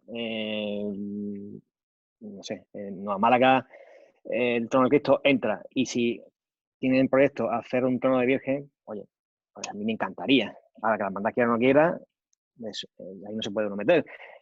La sentencia que hemos hablado antes, la sentencia ha tenido oportunidad de hacer una más estrecha. La hermandad no quiere. Oye, es lo que hablamos antes de la particularidad de Málaga, que hay mucha heterogeneidad. Yo tengo una anécdota. Todos los años me vienen unos alumnos de talla de alemanes. Tengo un convenio de colaboración con la Cámara de Comercio de Potsdam, que es una ciudad muy bonita cerca de Berlín. Claro, cuando llegan aquí el primer día al taller, tú intentas explicarle de qué es el rollo este de la Semana Santa, porque claro, tío, estás acostumbrado a tallar allí muebles o lo que sea, pero tienes que... Y a todos les digo lo mismo. Digo, mira, imagínate una piscina, ¿vale? Un estanque. Hay que llenarlo de agua. ¿Y cómo se llena ese agua? Bueno, pues ese agua la llenamos cada uno con un tarrito. Todos llenamos un tarrito pequeño, como en la lata de Coca-Cola o lo que sea. Cada uno aporta un bote pequeñito y la hermandad de una garrafa, ¿vale? Y vamos llenando. Y se compone de 3 elementos, 3 ingredientes. Tiene un componente cultural, un componente social y un componente religioso. Cada uno los mezcla de una manera u otra. Hay gente que la Semana Santa la vive de manera muy intensa, va al oficio, reflexiona sobre la pasión del Señor, reza el rosario, etcétera, etcétera, etcétera. Y los otros 2 ingredientes pues, son menos interesantes. Hay gente que socialmente se acerca a las hermandades, por lo que sabemos, como se ha se unirían a una peña ciclista o un club de lo que sea, bueno, por afinidad social. Y otros que les mola más el tema cultural. Oye, pues me gusta la Semana Santa porque es muy atractiva estéticamente, le gusta la música, le gusta el arte, le gusta la talla o le gustan los bordados, etcétera, ¿vale? Oye, cada uno rellena esa garrafita y la va echando. Las hermandades también tienen su garrafa. En la particularidad de cada cofradía, pues sabemos que hay mayor peso de una que de otra. Hay hermandades más políticas, hay hermandades más religiosas, hay hermandades más... Entonces, a mí, ¿qué me gusta más? Pues una cosa, pero es que la Semana Santa es ese estanque que he contado al principio, que está lleno de todas las gotitas que vamos echando todos los cofrades, todos los que participamos, seamos asociaciones o particulares. David, ¿cómo componemos esta mezcla de religión y procesionismo y esa particularidad de las hermandades que caben por la puerta y no quieren pasar por ahí? Bueno, yo creo que hay un aspecto básico, que es que cada hermandad, en su fuero interno, en su vida espiritual, es la que eso debe de nacer de dentro, o sea, no que sea como una especie de impostura, ni tampoco algo superfluo, ni hacerlo, por el tema estético o por la novedad, no sé, debe de nacer de dentro, es decir, oye, es que queremos visitar el primer templo de la ciudad. Así era la tradición y era lo que se hacía en siglos pretéritos. Pero hacerlo, o sea, tiene que haber un motivo fuerte, o sea, una inquietud, ¿no? En el caso que conocemos de Sevilla, que pasan todas por dentro de la catedral, y visitan a la catedral, es por una imposición también que se hizo en el siglo XVII del cardenal Niño de Guevara, para controlarla desde el Palacio Arzobispal, porque había muchos desmanes y demás. O sea, que luego, hoy día sí tiene un sentido más espiritual, pero entonces era simplemente fiscalizador, era para controlarla.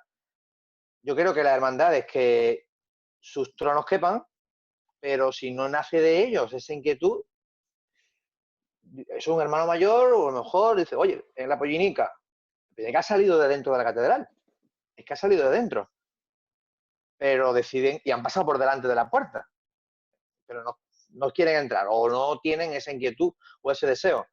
Pues yo pienso que eso debe ser algo que surja de ahí, o sea, esa espiritualidad, ese deseo tiene que surgir de dentro. Si no, pues ya está, no lo hay. Y yo creo que estas hermandades, como dice Manolo, que han hecho o van a hacer tronos nuevos, pero no contemplan esa idea, pues más claro agua. Es que no es que sea ni mejor ni peor, es otra forma de vivir nuestra fe y nuestra Semana Santa, solo que, bueno, hay determinadas cofradías que si tienen esa inquietud y ese deseo y visitan el monumento, o lo que también dice Aldo, un caso a estudiar después de la experiencia del año anterior, de la Semana Santa, del nuevo recorrido, ¿no? Esa estación de penitencia que al final es casi testimonial, no ya porque se entre por una puerta y salga por otra, porque eso también ha facilitado que puedan entrar más, aunque no sé si se apuntaron, se han incluido varias, 3, 4 más, ¿no? Me parece. Pero sí el hecho de que sea tan efímero, ¿no? Es que realmente apenas da tiempo a que se realice un rezo. Tú entras y es que son apenas 10 minutos. Eso sería otro caso a estudiar. Entonces, en cualquier caso, digamos que no concibes de ninguna de las maneras, y el resto también os lo abro esa pregunta escueta, no concebís bueno, pues una petición más que expresa por parte de la Iglesia para que entrarán todas las que pueden y todas las que caben. Es decir, ¿veis, entenderíais que la Iglesia impusiera, entre comillas, esa norma? Yo es que como pienso que no la va, es decir, yo veo más, antes que eso, veo más cerca que se haga una especie de acto paralelo sustitutivo en la Plaza del Obispo para que no entren. O sea, veo eso más cercano que lo que tú comentas. Entonces, a partir de ahí, pues imagínate. Porque claro, lo otro ya sí que es como más curioso. A finales del 19 había cofradías en el momento que dejaron de entrar en la catedral. Y una de ellas creo que fue Azote de Columna, cuando dejó de entrar y empezó a pasar por Calle Lario, al menos se acercaba a la catedral, ¿no? Casi como, bueno, toco la catedral y vuelvo a Calle Lario, ¿no? Entonces, claro, pues esto ya lo de la Plaza del Obispo, pues eso ya te digo, yo lo veo más factible eso que que lo otro.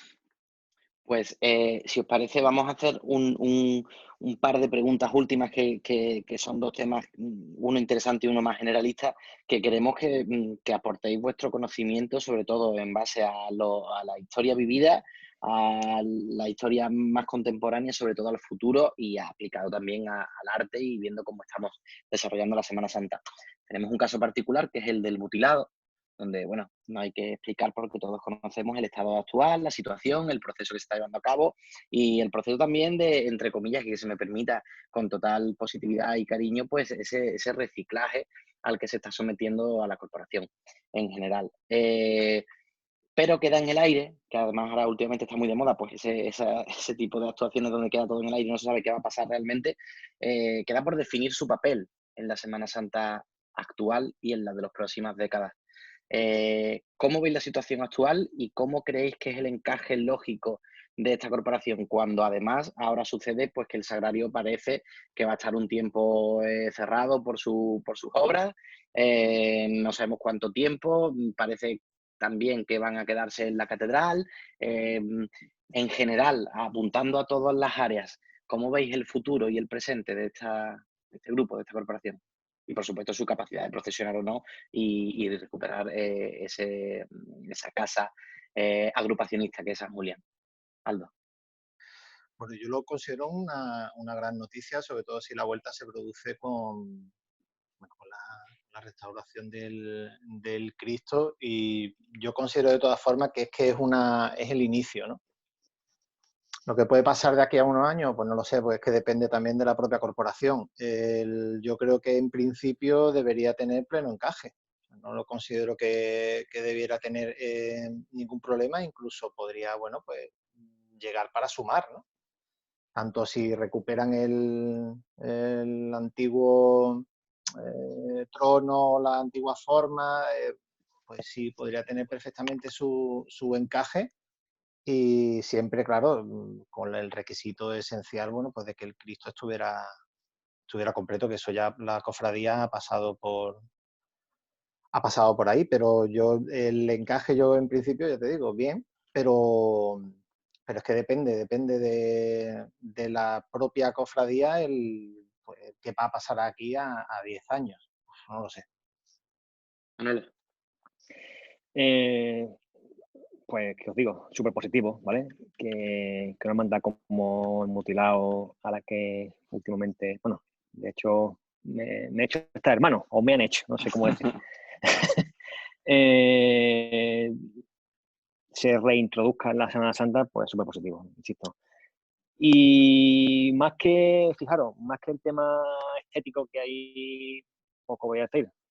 Cristo antiguo, felizmente recuperado por las piernas, patrimonio muy importante de bordado, de orfebrería, etcétera. Una vez que lo estoy conociendo, me da la sensación, volviendo a ese ejemplo que ponía antes de la botita y la garrafa, era mandar con mucho peso, muchísimo cristiano y religioso, muchísimo. Muy sorprendente, ¿eh? No me lo esperaba, ¿eh? Y en ese sentido pueden aportar mucho a la Semana Santa, ¿vale? Al final que, bueno, es muy importante, ¿vale? No voy a decir que incluso que sea lo más importante, pero es muy. Y ellos van a aportar mucho en ese sentido, y súper positivo, y seguro que van a seguir para adelante y van a triunfar. Manolo, con respecto a la posible, entre comillas, reinterpretación del trono antiguo, ¿consideras que es la vía adecuada a seguir? ¿Tenía valor en cuanto a su diseño consistente? ¿Crees que hay que modificar por completo y crear un diseño nuevo? Y ya de camino, ¿lo ves saliendo de la catedral? ¿Lo ves saliendo de otra iglesia? ¿Por dónde crees que debe ir ese futuro? Claro, planteas ahora qué trono es adecuado, teniendo uno, es absurdo. O sea, lo que hay es lo que se deben de apañar. Y yo considero que, oye, que la salida puede ser súper digna con el trono actual. Si es verdad que las medidas que tiene actualmente son demasiado anchas para salir de la catedral. Entonces, lo están acortando lo están reduciendo. Me consta que están muy liados con los planos, con las proporciones, se le preocupan mucho el tema de las proporciones, de que encaje todo súper bien.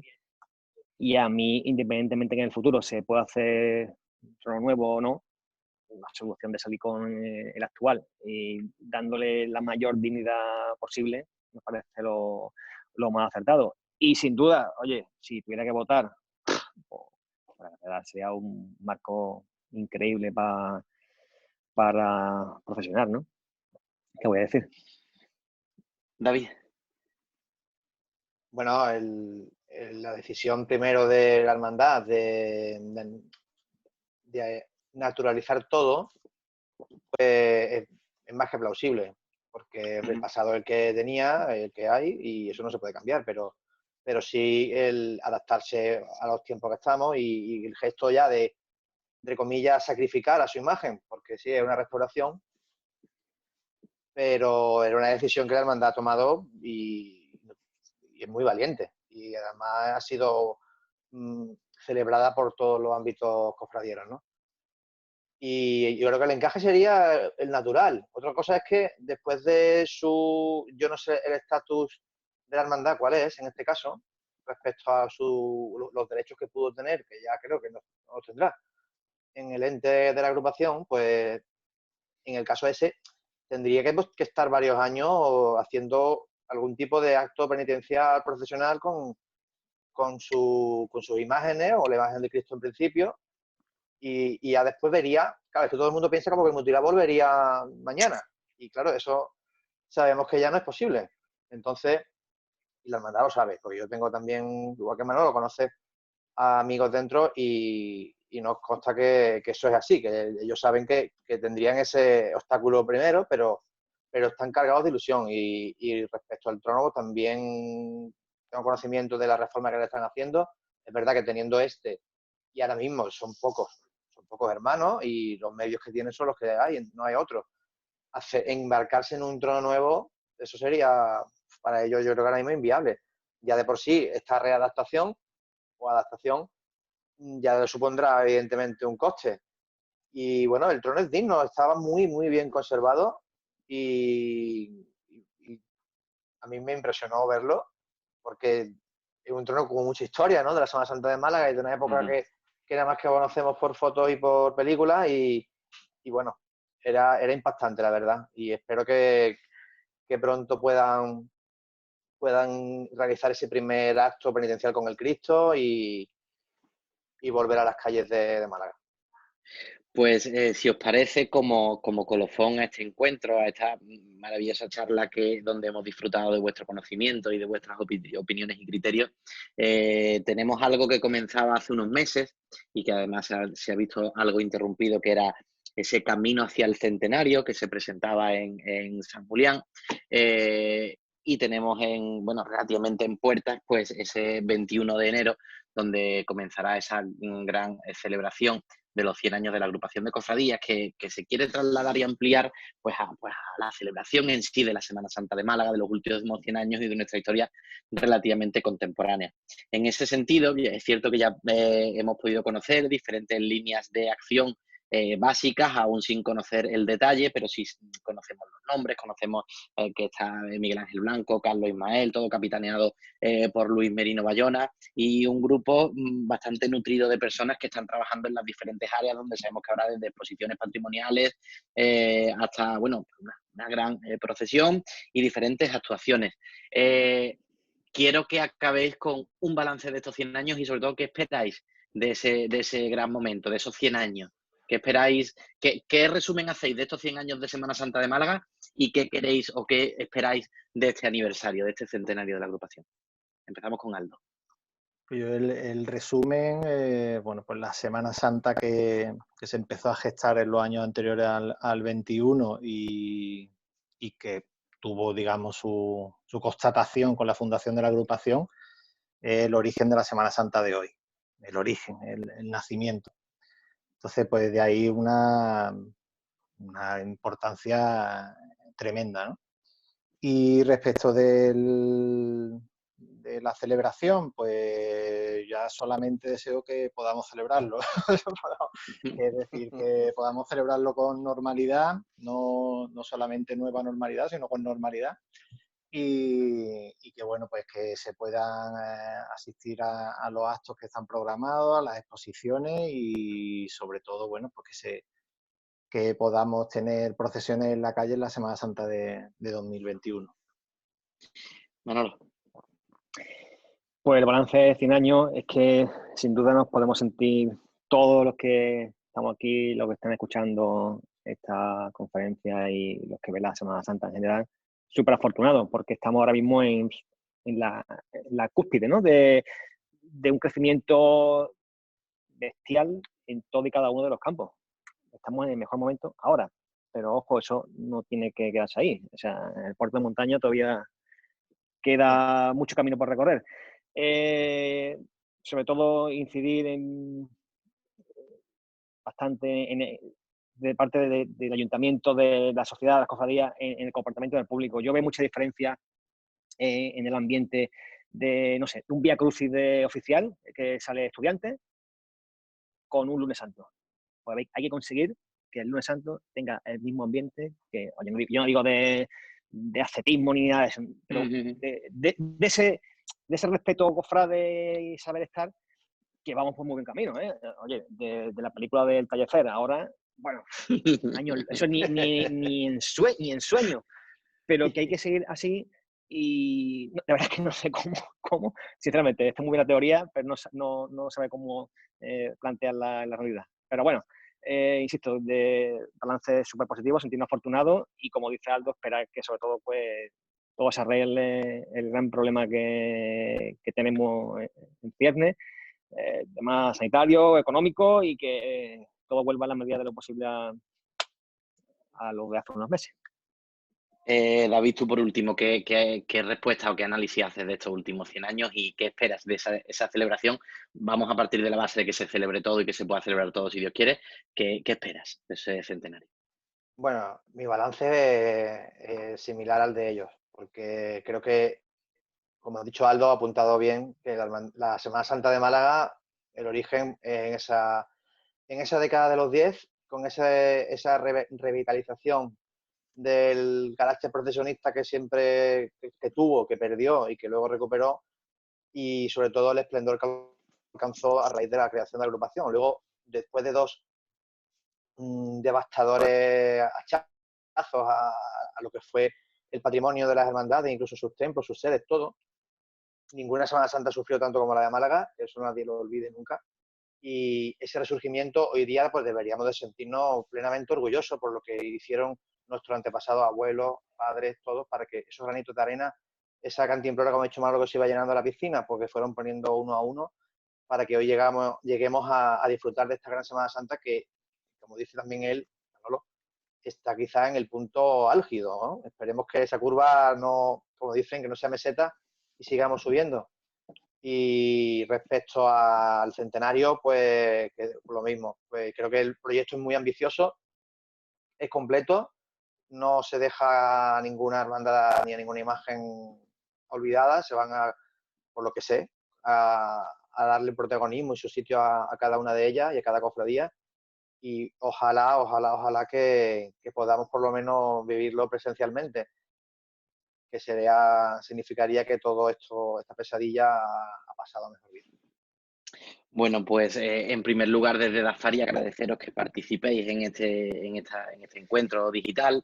Esperamos y soñamos que muy pronto podamos volver a tener un encuentro como este y si es posible con vosotros, pero en este caso en directo, como siempre lo hacemos además en la agrupación de cofradías que también nos acoge y lo podamos hacer presencialmente. En segundo lugar, de nuevo agradeceros que compartáis con todos el conocimiento y la sabiduría y además con esa frescura y naturalidad que muchas veces se le escapan a esas personas a las que se le presupone mucho conocimiento, pero que después no lo ofrecen ni lo comparten con tanta naturalidad como vosotros. Y por último, agradecer a los centenares de personas que han estado en directo acompañándonos a través de los perfiles en redes sociales, También recordamos nuevamente que en unos minutos estará toda la tertulia colgada en el canal oficial de YouTube de Dafari.